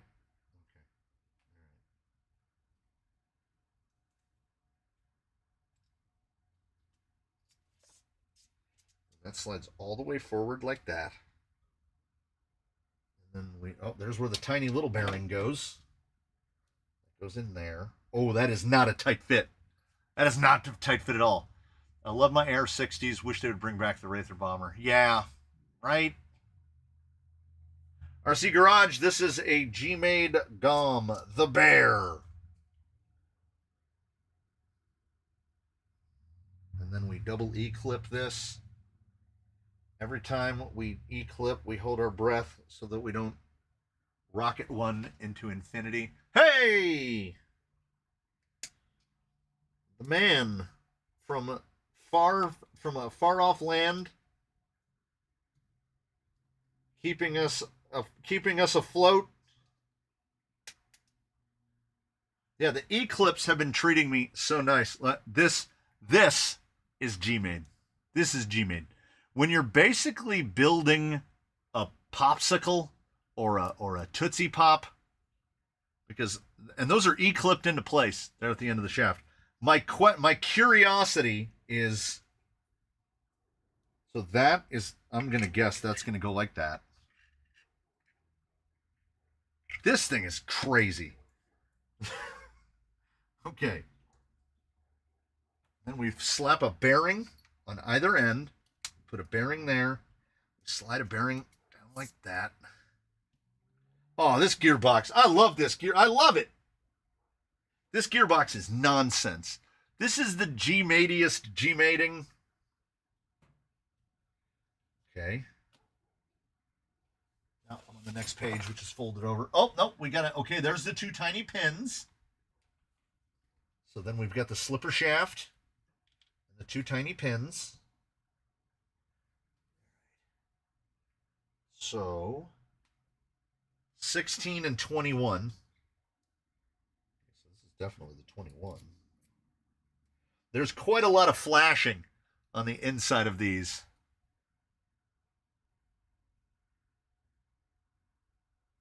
Tiny little, yeah, this is always a Gmade question. Look at the size of that pin. And that pin is on the slipper shaft. So if something goes awry, it's going to be that. And then we E-clip it. So nothing in between. Nothing in between. No, nothing in between. Also, extra fun zone, and I'm now racked with self-doubt because, yes, the things are to scale in the booklet, but the gear I just put on, the next to the last gear, not the one I'm putting on right now, but the one that I put on before this one, is a 21 tooth, and the gear inside the transfer case is a 22 tooth.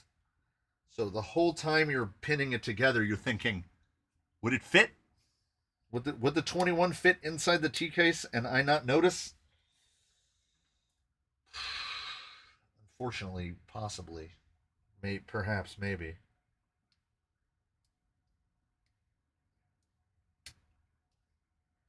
Yeah. We haven't... Oh, that's hefty. We haven't launched a single clip. And then the other two 5x11s. It's pretty straightforward. It's just absolutely bonkers. Like the order of operations and the way things fit together. Okay, we gotta butter it up. Let's get some off the top so this is less gross. Too much is the right amount, right? That's what we've agreed on. Fill the teeth, if possible. So we'll just do that. Oh yeah, that's nice. I should have given myself something to set this on because it's gross now. Oh, I missed a whole... Lame. That is a really long shaft to have the separation between the... And it's rigid. I'm I'm still. It's so fun. We're definitely going to find out what makes this work. I'm really curious. At this point, I love that everything is indeed clipped together, because now it can't fall apart. And because we're all plastic, if we get some grease into the 2-speed or into the dig, it's fine. It's fine. It should be... Slide. It should be pretty well sealed from the elements, so we don't have to get it too dirted up. Although I will say, our Genum's, his whole transfer case was pretty full of stuff by the time he got his big service. He's all back together now. I don't know if I mentioned. Home from slinging refrigeration all day. You don't need 14 tons of cooling on 200 square feet. Don't tell the IT guys that. The IT guys need all the cooling. Ball bearing 5x11. We got those fitted. This... Oh, dropped the spring already. So that goes like that. Just surrender to the fact that you're going to get completely greased.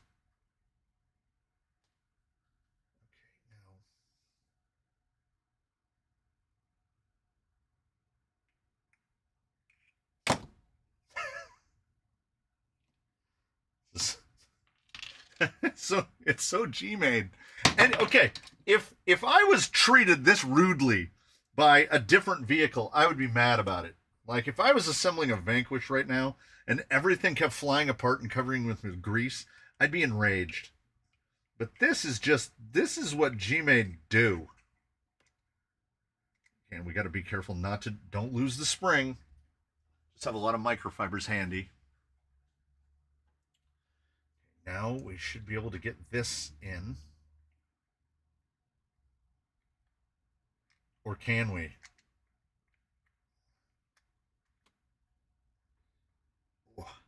I think we have to insert it all at once.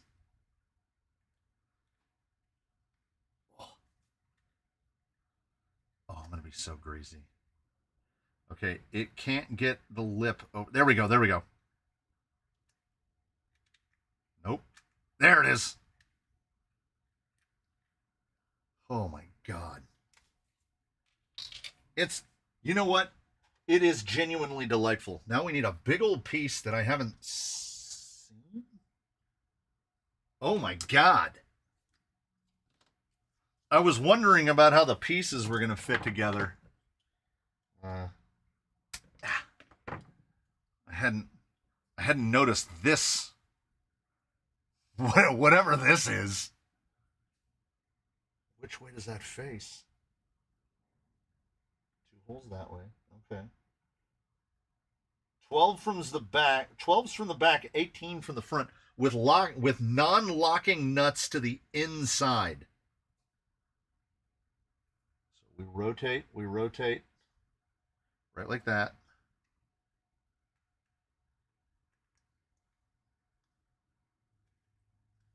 This thing is wild. We've got our first one. We've got a screw that actually goes into plastic.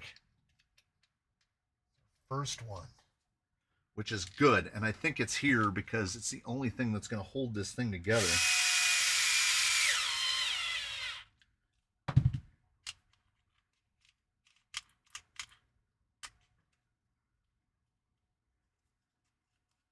Oh, it's completely out of mesh because it's under that spring tension. The thing's trying to pop itself apart. Lock nuts are regular. Regular.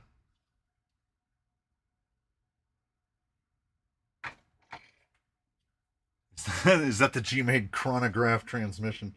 If I said that I wasn't getting some Tamiya vibes from this, I would just be outright lying.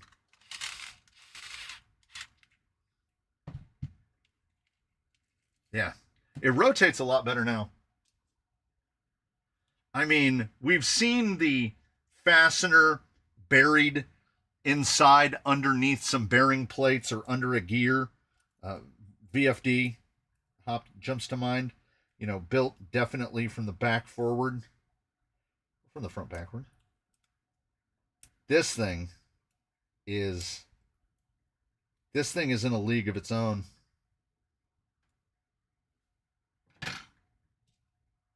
It's nothing about it is particularly challenging and or ridiculous, but it is meticulous. You have to go in this order, and I can't even afford to like try to jump a step. It's so weird, and I am still.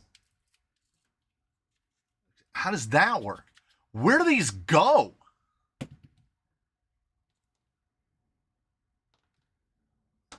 Man, this is why you this is why you don't read ahead. You don't want to read ahead because you want to find out where this madness goes. 22 slipper plate, slipper disc, slipper pad, spur gear, and they want grease on the spur gear. Of course, why wouldn't they? So we got to cut all these open. Okay, so slipper plate.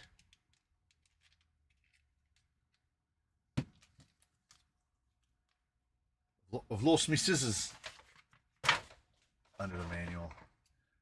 It's like a Swiss watch. I hope it's that accurate. Sticky back or no?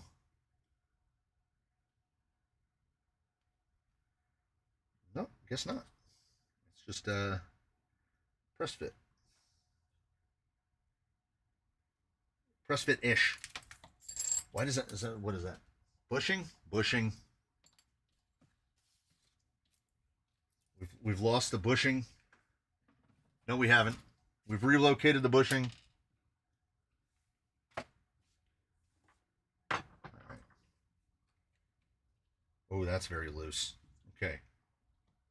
So I have never seen this. Like, it's either a disc or like I've never seen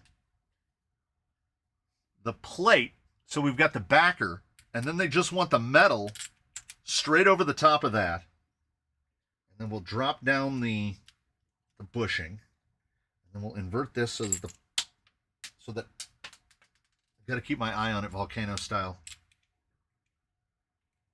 Oh, Gmade, I love you. I love you so much, Gmade. Because we can't make the pad. I mean, we could put a little grease on it, but I try to keep grease off of the gears these gears whenever possible. Although they do want me to grease it.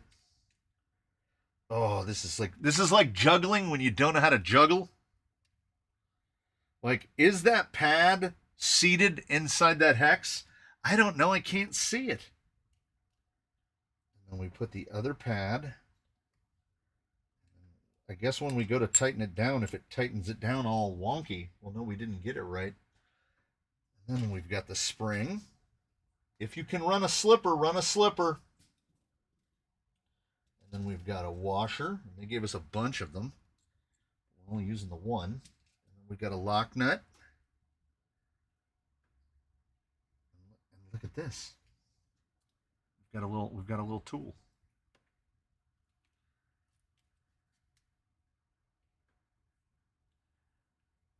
It works. It's functional. I'm going to go very... Yeah, you will always remember building in Gmade. Yeah, you really will. Okay, we go down basically... How's that look? It's not too bad. Like there's not really any run out. coming off of that. I am not, I'm going to go against their directions, and I am not going to grease that spur gear. We will potentially grease it at a later date, but I am not going to grease it right now. Because I'm going to look at what size pinion they want me to use, and I'm going to use my own. I hope it's a 13. It is! I read ahead, I'm not going to lie. I am going to put a Robinson in this. Okay, so we need an 18, an 8, and a 15. That's not nice. You didn't have to do me like that. 18 up top. Let's get this thing held together. Ah! Those ones that thread into the 3mm nuts, they do not thread in very far. Are they not both 18s? 2 18s, a 15, and an 8. I went a little overboard there. We're all just too enraptured to chat. If people are busy working on something, I get it. I get it. 15. So we'll at least get axles and a gearbox here. Wait, was that 15 or 8? I don't know.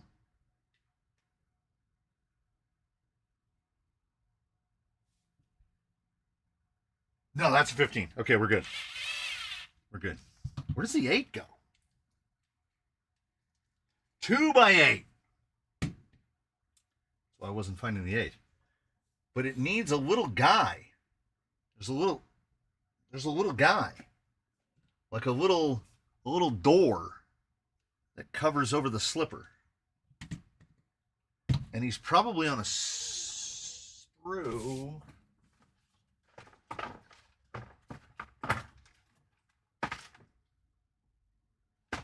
He's not in the box. All right. I know I saw that little guy.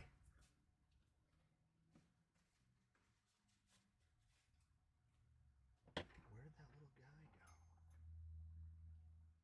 There he is.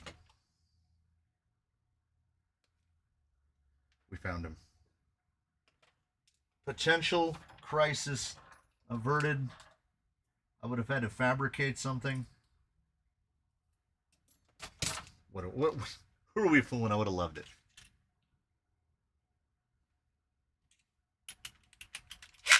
What concerns me most, if I'm going to put on a list of concerns, it's that the gearbox has 6 mounting holes. This also has 6 mounting holes. Only old geezers use slippers. If you can run a slipper, run it. I run it basically as nearly as close to locked as possible. That is too long of a screw. But it's the screw. It's not wrong. It's penetrating out into the chamber.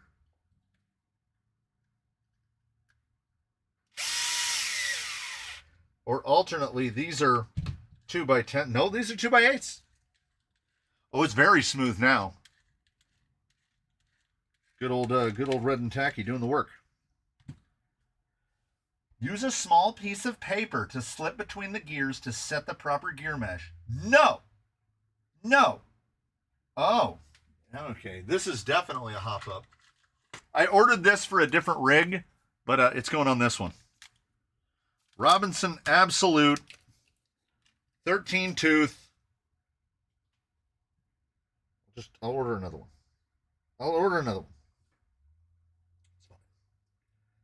I do not like the look of this spur gear at all.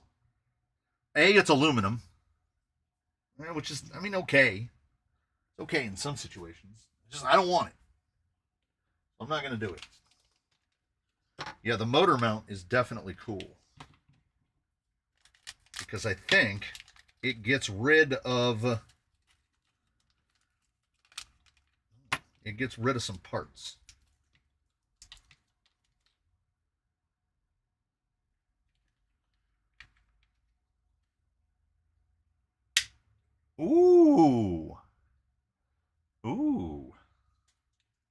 Look at that.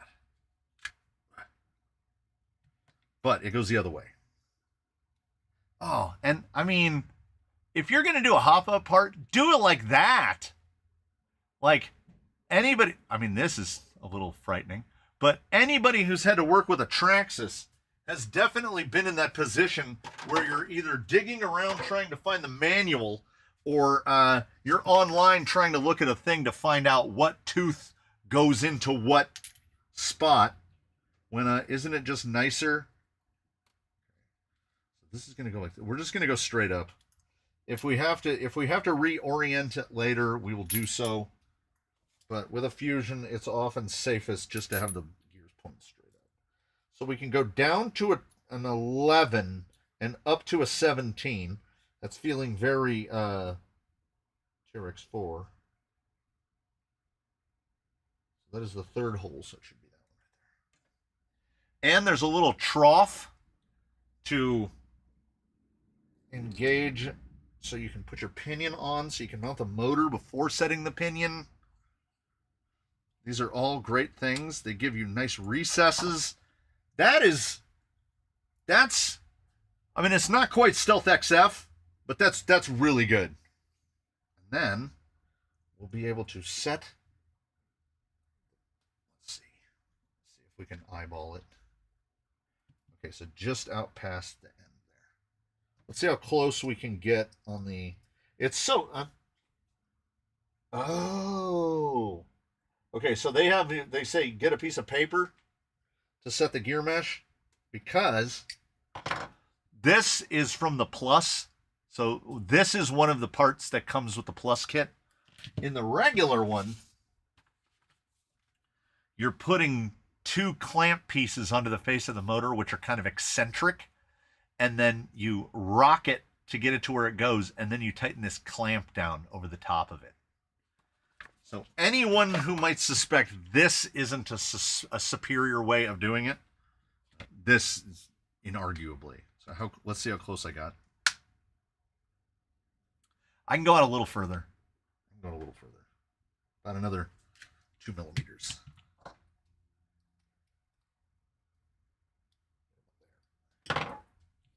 We want that full engagement. There we go. Nice. Now, I think that this is what those giant M4s are for. Now, so it can't use this. No. I think it just uses 2 big M4s. Did it have its own? No. Does it just have 2 big... Are there lock nuts below? No. All right. Is this our first time busting out the 3 millimeter? What the hell is that?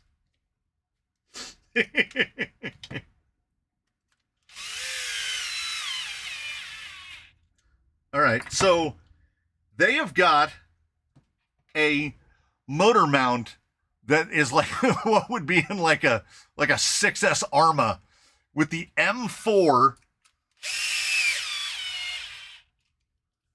Yeah, that's not going anywhere. This thing is beyond ridiculous. So this guy inserts into that, and we're still look at the length of it. That's got to be a record, right? I mean, the front drive shaft for this has got to be a foot long. This has to be a record for total longest. I thought 10 Pro was getting up there in terms of just... Also, where... There it is. I was like, where is that piece? There we go. What holds that down? 2.5 by 6 wrench bolt. Got them. They kind of stand out. They're the only boys. So I think we've used them all. We've had 1.5, 2, 2.5, and now 3. If we can manage to get a 1.3 in here, we'll have used every possible size for this. It's just, it is so, that's stuck now. It is so delightfully overcomplicated. I really can't get enough of it. I really can't. All right, it's getting to the point now where it's my watch just told me I need to stand. I haven't sat down in over 3 hours. Is it as big or bigger than the Spider transmission? Oh, it's bigger. It's bigger.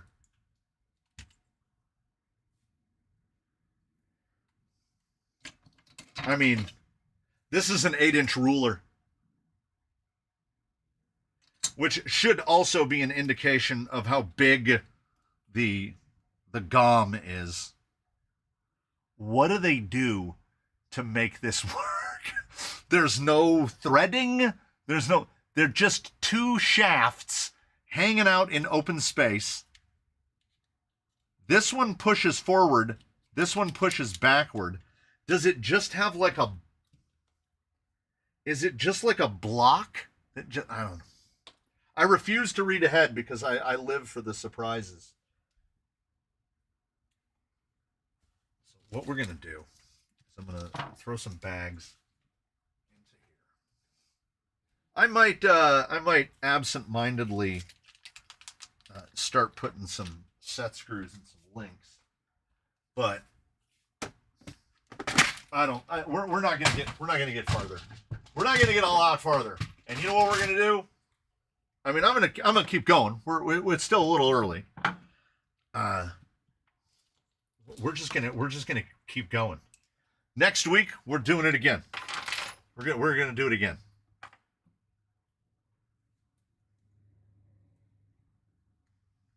Is it skid forward? No, not at all.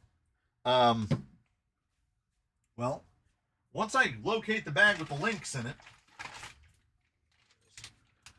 we just finished D bag, so obviously it's time to open the B bag.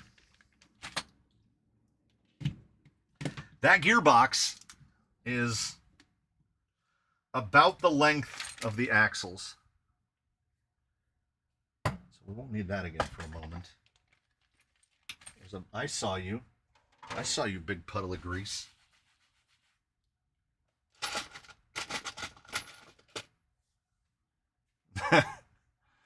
So let's look at the links. So the rear is wild. It's the only term I can think to be accurate. So it's trailing arm, as was pointed out, rear.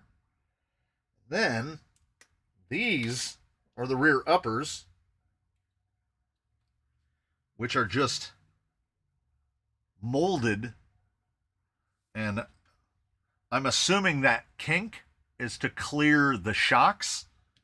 But like I say, we didn't use thread lock even once. I forgot. My brain had erased the fact that Gmade nuts everything. Gmade's all about the nut.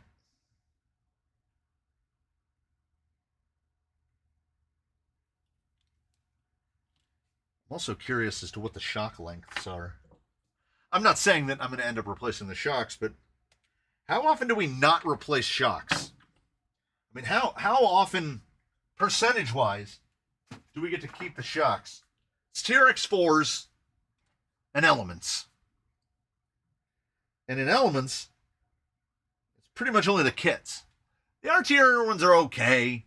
The plastic SEs work fine. I just inevitably end up replacing them. But they don't need to be. You can get away. TRX4 shocks. I mean, as far as OE shocks go, TRX4 GTSs are the only OE shock that I buy, that I actively buy. Mike Cross is headed off to get some dim sum. I don't know what I'm getting for dinner, but the wife said that we're going to dinner before we go to hockey. So this might be the best Friday ever. That's how high clearance links were invented. They dropped the gearbox on a link. Or somebody was just wanging on it with a hammer to get it out of the way. I would buy either. Oh, no. apparently, these are the front uppers. The rear uppers are these bent alloy ones. Try, use your imagination and imagine that.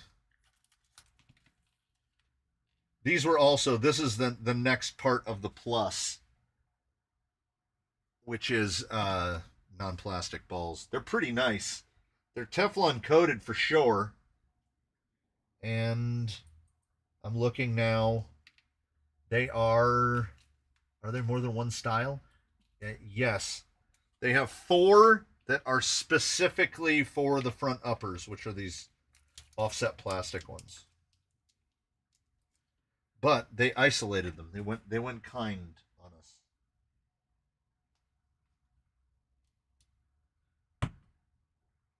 Oh my God, those fit so. Is that right? That can't be right. Those fit so tight, they don't even move.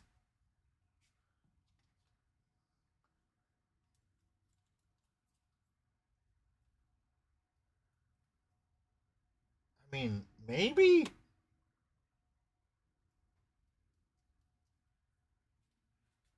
No, these have to be something else. These have to be for the shocks or something. They're so tight the pivot ball doesn't even move.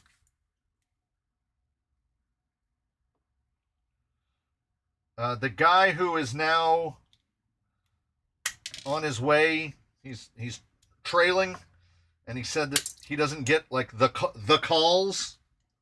It just disappeared off my watch.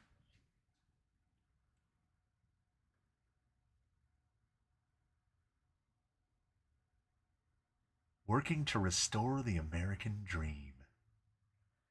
And if you spam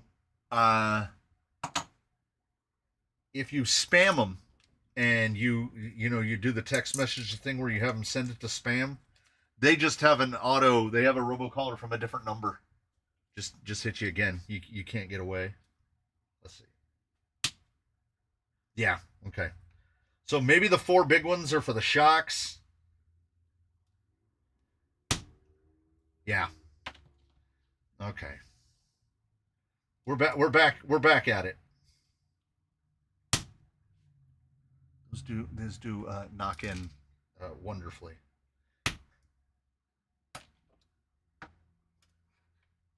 So now I got to set these aside, or I'm going to lose my mind. Too late. I don't even know what's going on at this point. I have this fear that I'm going to have a lot of parts left over. So we need angly ones. 6? 6? Oh, yeah. 6. Because there's only one front upper. I never got a ring notification that Amazon was here. So if we were 6 stops away, that guy got lost. Just talk to the spammers for a while. They like it. That is spoken from a gentleman who spends a lot of time on the highways of America and will just answer the calls. It's like potential spam, and he's like, yeah. Hello. And then he talks to him for a little while. It is something to behold.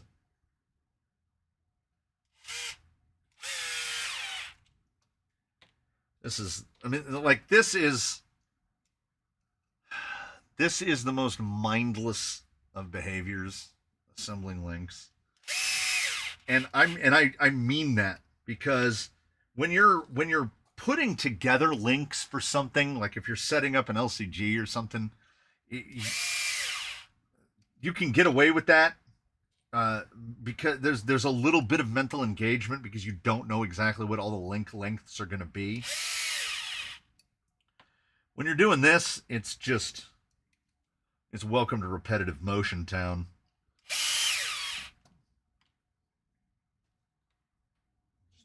Just do the same thing.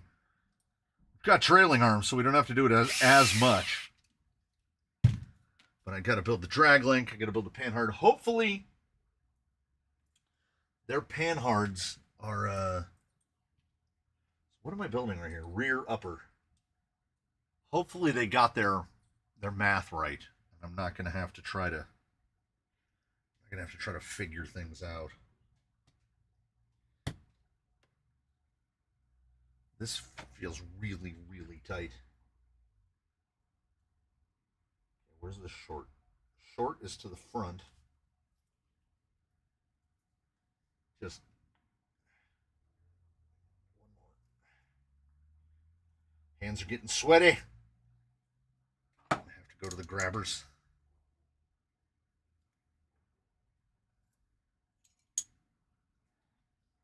Yeah, this has to go down as my least favorite type of link to build, because you've got high clearance and then you've got offset.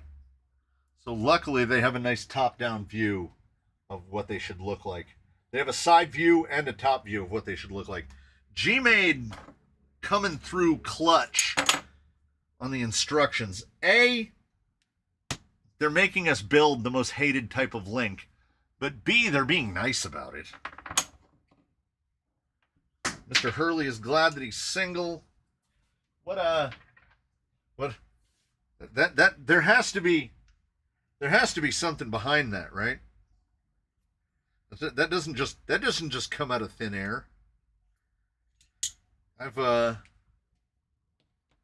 don't think I've ever been single. We're an old group. We've been around here. Single, been married 27 years now. Easier to spend on racy parts. Crawler Life, you and I, we're there together. Let me put it to you this way. Let's use phrases that phases. My wife and I had our first date where we went and saw the entirely forgettable movie that was like The Abyss, but it wasn't The Abyss. It was called Deep Star 6. It had Michael Bain. The guy who was in Terminator was in it. We saw that movie on our first date in the year of our Lord, 1989. We were married 3 years later. So this December, we'll have been married 32 years. So my entire adult life. And I remember talking to guys at the bike shop and just thinking, no way, man. Like, dating life? No. No. If I were single today, it would be single and not looking at all. Like, there's no way. What those dudes have to go through? I'm too old.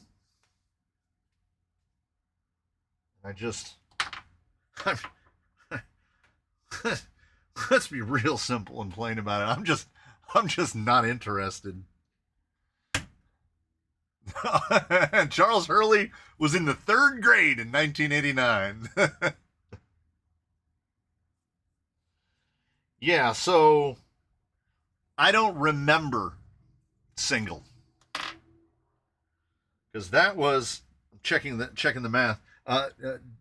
January the 22nd, 1989 was my first date with the wife. So we're past 35 years. We're coming up on 36 years. And for me, I mean, I say jokingly to her all the time that in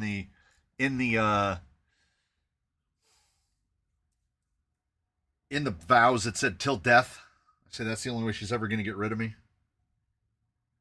But I mean, I don't know. I feel like the truth might be darker. Like, not to be, okay, I don't want to sound like a nihilist, but at this point, like, anything that we would have found out that would make us not want to be together anymore, I think we would have found that out by now. It's been a minute. Carl Life, class of 96, married in 96. Yeah, I was class of 90, married in 92. So, Close. Close. Rear upper link rod. Front lower link rod.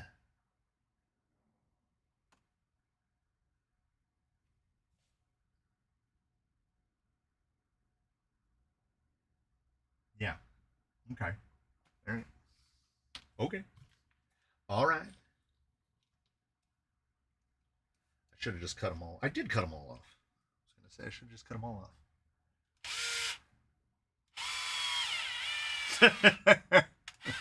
I never dated, was with a few girls, and met my wife. We both don't understand dating, and then especially don't understand it now. Yeah, man. Dude, it's rough out there. And there's like this deterioration of attention span, and there's what goes hand in hand with that is this condition. There's a name for it. I don't know what it's called, but it's where people get like the only thing that releases the endorphins is that newness feeling, that falling in love feeling. That's the only thing they can get behind.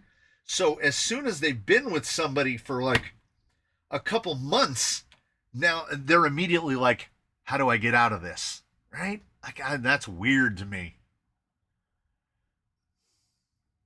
I'm happy I'm not married. Look, I'm going to tell you something, Mr. Spain. By the time I was your age, I was already married. It's not something I would recommend. Most people are not ready to get married at that age. Been there, done that, not getting married again. Yeah. I do have a birthday today. That's the only thing that sucks about being single. Hey, happy birthday, Charles. Been together for 27 years and married for 7. My boss is on his 3rd marriage in 5 years. Yeah, no. Yeah, that's a problem. Sometimes I feel like people get married just to be like, you know what? Let's show our commitment. Nah. Just like, I don't know. Like I knew then. I definitely felt it. I felt like I knew. And I feel like 36 years in, you know what? I felt like I knew, and this many years in, I mean, I guess I did. It'd be hard to say that I didn't. But there are definitely people out there getting married for the wrong reasons. There are people out there doing a lot of things for a lot of wrong reasons. I tell my kids, there's no rush, man. There ain't no rush. I tell them, your mother and I, we grew up on a different planet than the one you guys are growing up on. So, you know, we took advantage of that.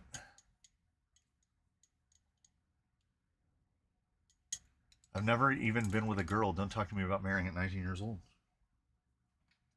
No, don't get married, dude. Like, also, I mean, I don't want to be too disparaging about the current generation, but there's a lot of chicks out there, and I'm going to use that term because I'm old and we've been using that term for a long time.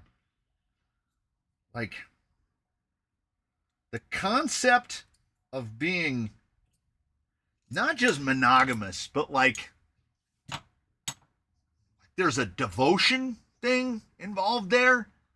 I feel like a lot of them, they don't have it. Like they don't have it in them to be devoted to an individual person. Like when they hear the word forever, they get scared of it. I got married when I graduated from basic training, then divorced after my first tour of Iraq. That is a sad song that I feel has been sung by many. Because there are people, men and women, that they get into that situation knowing, you have to assume, knowing what the reality is and assuming something different is going to happen. That's never going to work out.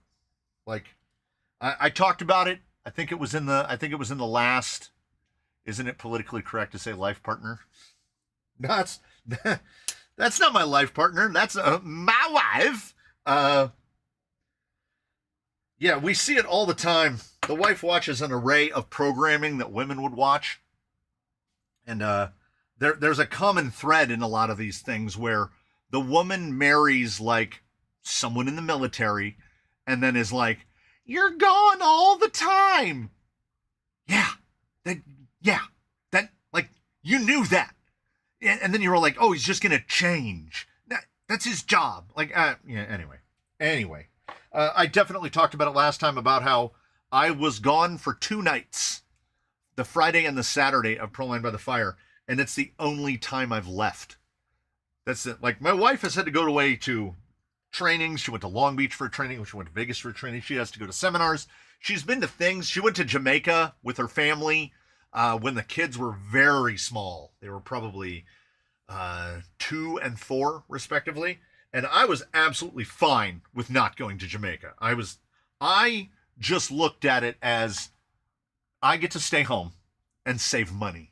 And that's fantastic. And me and the kids, we had a lovely time. And, people would say, oh, you're just saying that to, like you're overcompensating. No. Zero FOMO. And that was, we'd be looking at 16, 17, 18 years ago. And I still have no regrets about not having gone to Jamaica.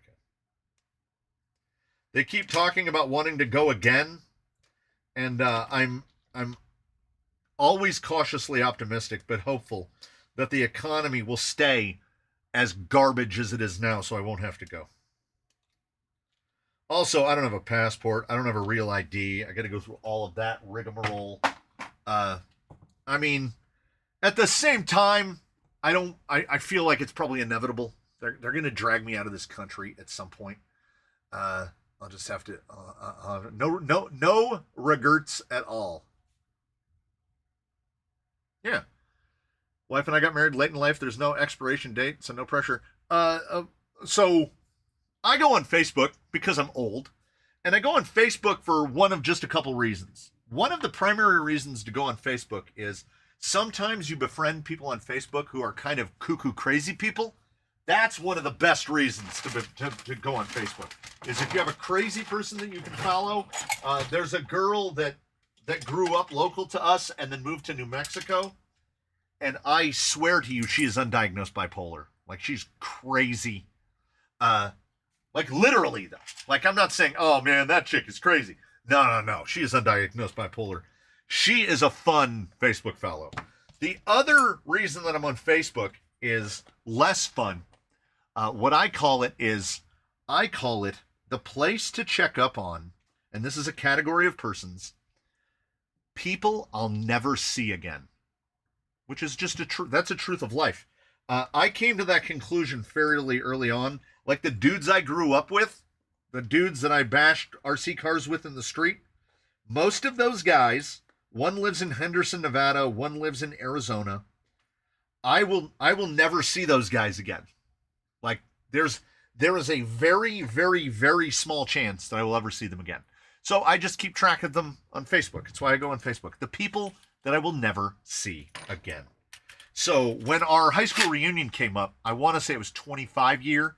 When the 25 year came up, people start coming out of the woodwork. The people that you didn't talk to in high school, you start getting friend requests on Facebook.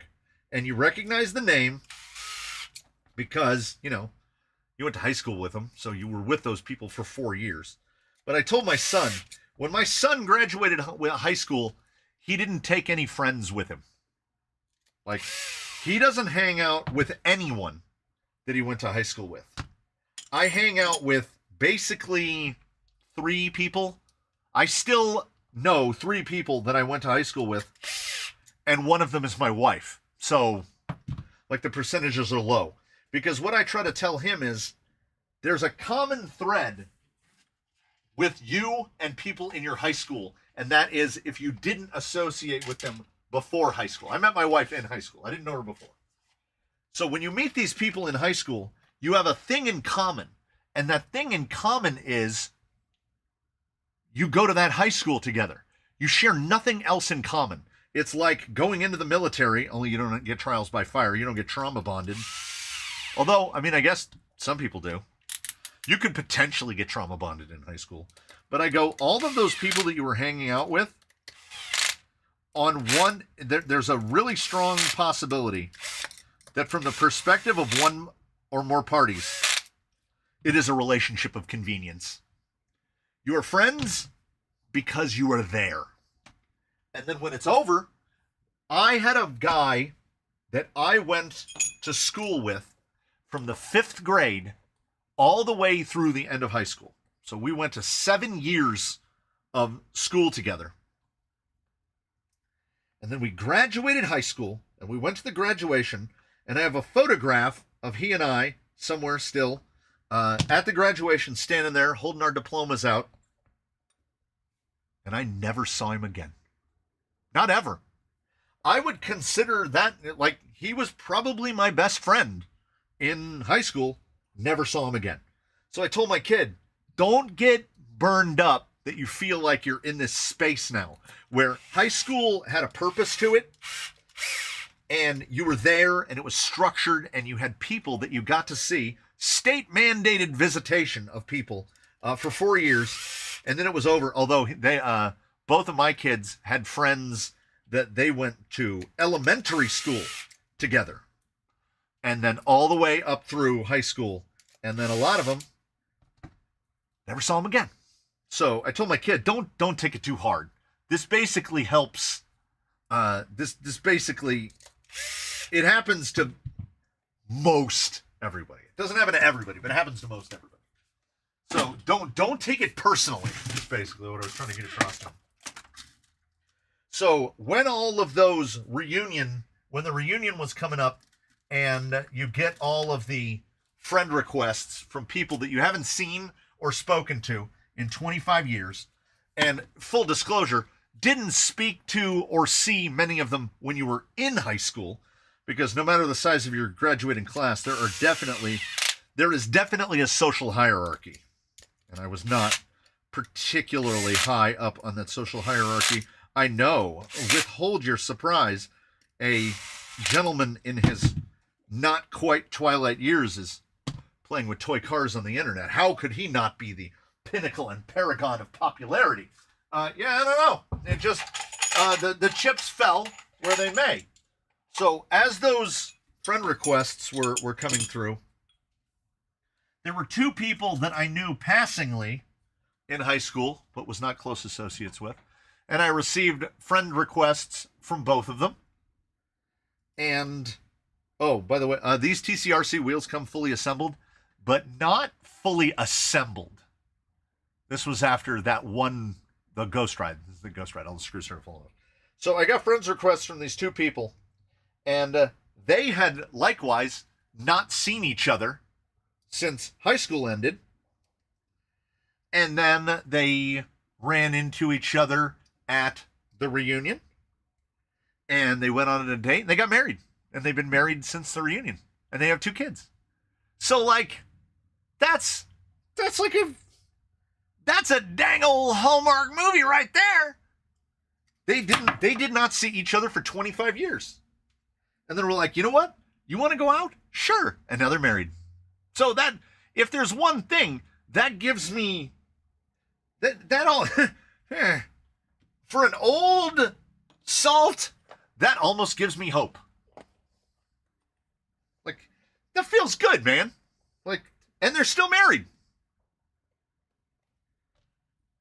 So, like 10 years now. Good for them. Yeah, and I know the door swings both ways, because there are people from high school that I'll never see again. And I could have, because, I mean, I kid you not. There are people that live and work, like, within 5 miles of where I'm standing right now. It is a small world, just like the ride says.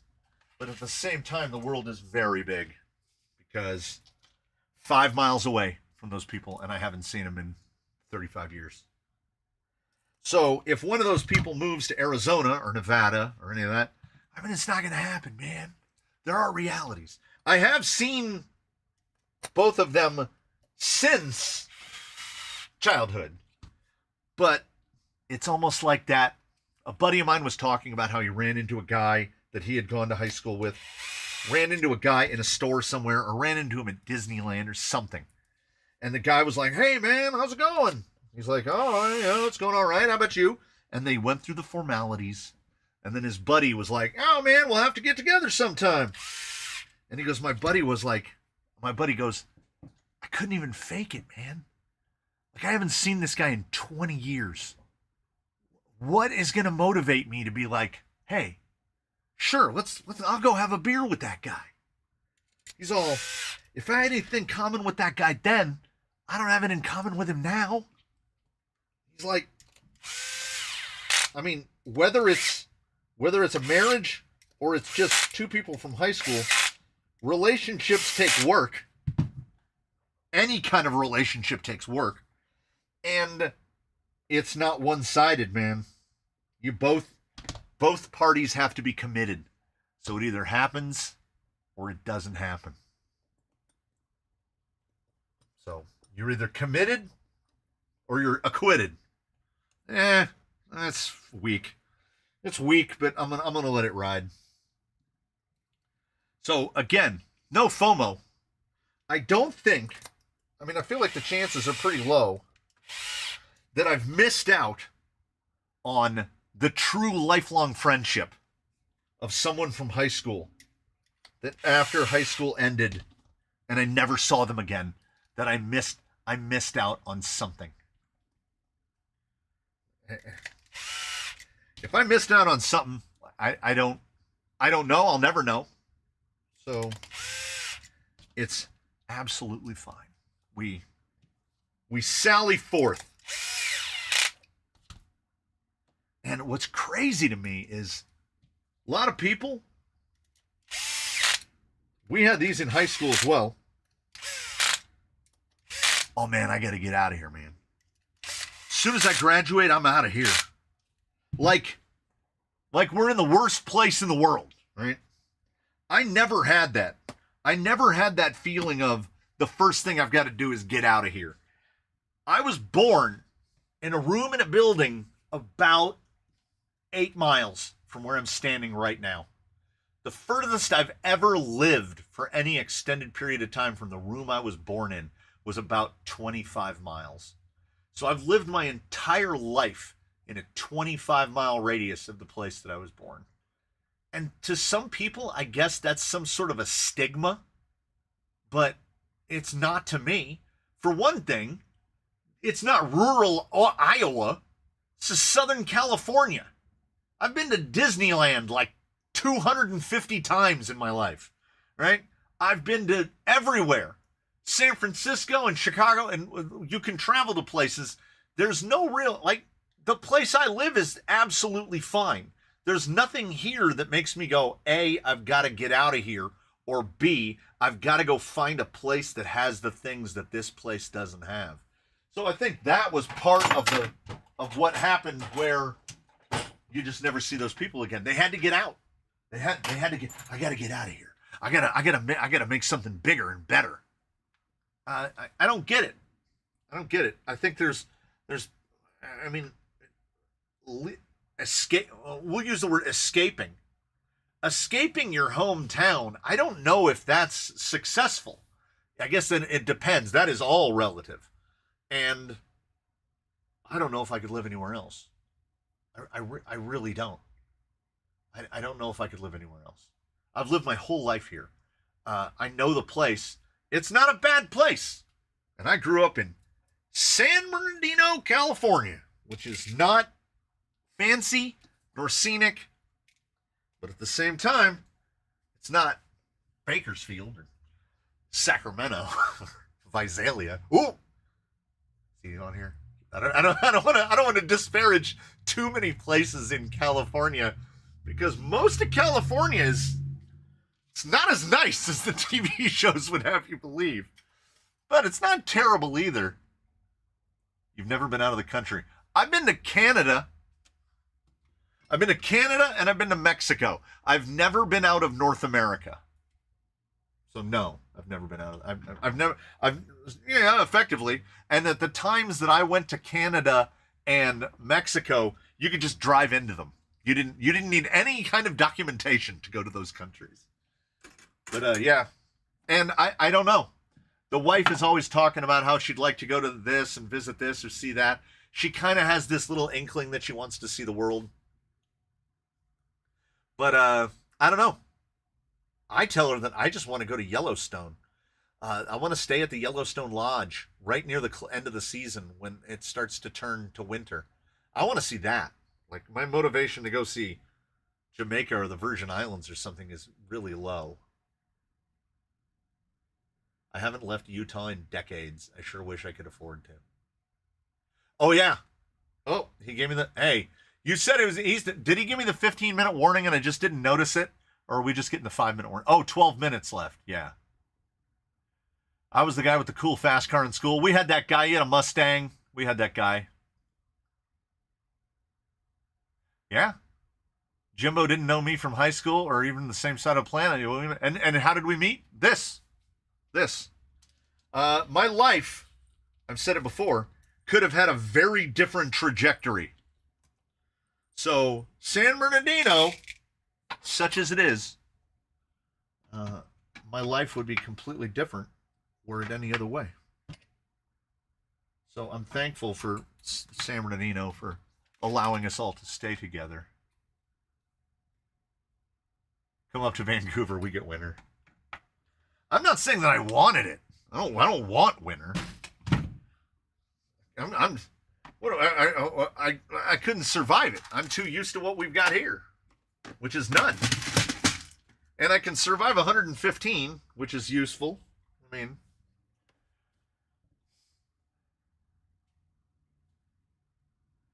worked and lived in 25 towns and cities in 4 countries. Retired back home in Scotland.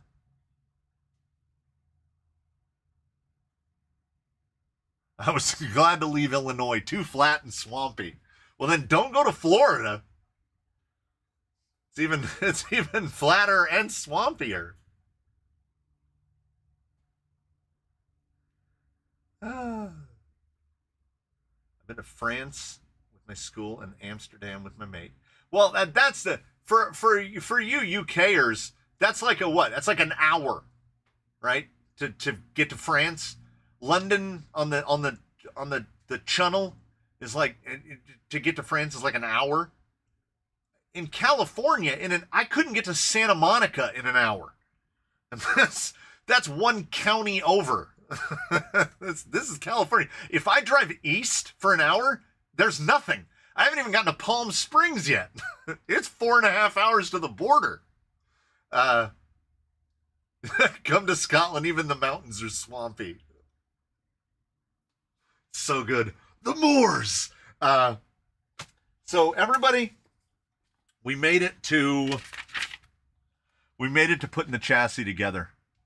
Page 26, step 32. We will get, by the way, there's a little, look at the skid. Look at him in there. How spidery is he? They really love that spider theme. Page 26, step 32, 2632. When I was addicted to, Neil Daniel says he'd love to do the Route 66 drive. There are people that do it on a bike, that they ride Route 66. You know what? If somebody came up and said, we have a group of people that are going to do it, do you want to do it with us? I would probably say yes. And I would probably get the bikes cleaned up and I would get back into condition and I would do it. But such as this is, despite this being remote collaboration, we're hanging out virtually. This to me is better for the brain than cycling was. Cycling was good for the heart and lungs and bad for me mentally. This is not helping my heart or lungs, but is definitely improving me mentally. So what we need to do is, I got to get back on I keep telling myself, I got to get back on the bike like one day a week. Just one day a week, get out and ride the bike. because I don't want to get winded on the 3rd flight of stairs. You know, my cardio is so strong, I could just climb stairs all day and not even notice it. And that is gone. So maybe I can talk myself into getting back into it. It is 3:30. It is that time. It's martini time. My friends, it's time to leave you. And I'm sorry and sad to say that it's goodbye. I will gather up all the bits. I will put them in a little pile over here, and they will sit here for 1 week. And then we'll put them all together. And we'll see if we can't. I mean, it's really only 3 bat. I'll build the shocks. I'll build the shocks in between because I hate doing it. So might as well get it out of the way. And then we will rejoin. We will reconvene at the same bat time on the same bat channel, just on a different bat day. On the 18th, November, we get 5 live streams in November. I think it's 1, 8, 15, 22, 29. We get 5 in November. So I will see you all in between. I will sit. Crawler Life got my Grease Man reference. Oh, man. That takes me back. All right. Nobody can give me any business about not doing anything today. If Mr. Spain is still there, yeah, he is. There it is. Look at that. If just that. And we put the wheels together. And we put some links together. I'm going to try to paint some bodies during this week. I've got, there's a quick view tomorrow. It came from the Workbench 47 on Saturday. There's another installment of the Tiny Temper on Monday. There's an installment of Goldie Rocks on Tuesday. That brings us over to Group 5 Wheelin' Wednesday. I have no idea what's happening on Thursday, but I'll let you know. Happy gooping. Indeed. No, it's not 5 o'clock anywhere. It's 5 o'clock somewhere. Ladies and gentlemen, it is... Oh, no, it'd be 5:30. It's after 5 o'clock somewhere. I guess we can ride on that. Thank you so much, everybody. I'm going to go out to dinner. I'm going to go watch the Coachella Valley Firebirds. It's going to be one of the best Fridays of... Hobble-de-gee, hobble-de-goo, everybody. Oh, man. I am so tickled that someone understood my Carlos the International Terrorist. Someone understood my Nino Grease Manelli reference. Oh, that takes me back. It's 0:32 a.m. in Spain. It's 3:32 p.m. in California. It's somewhere after 5 o'clock somewhere. It's always 4:20 someplace. Keep your rubber on the rocks. Keep it drive side down. Oh, no, dinner. It's 3:30 in the afternoon, buddy. I'm going to hit the button.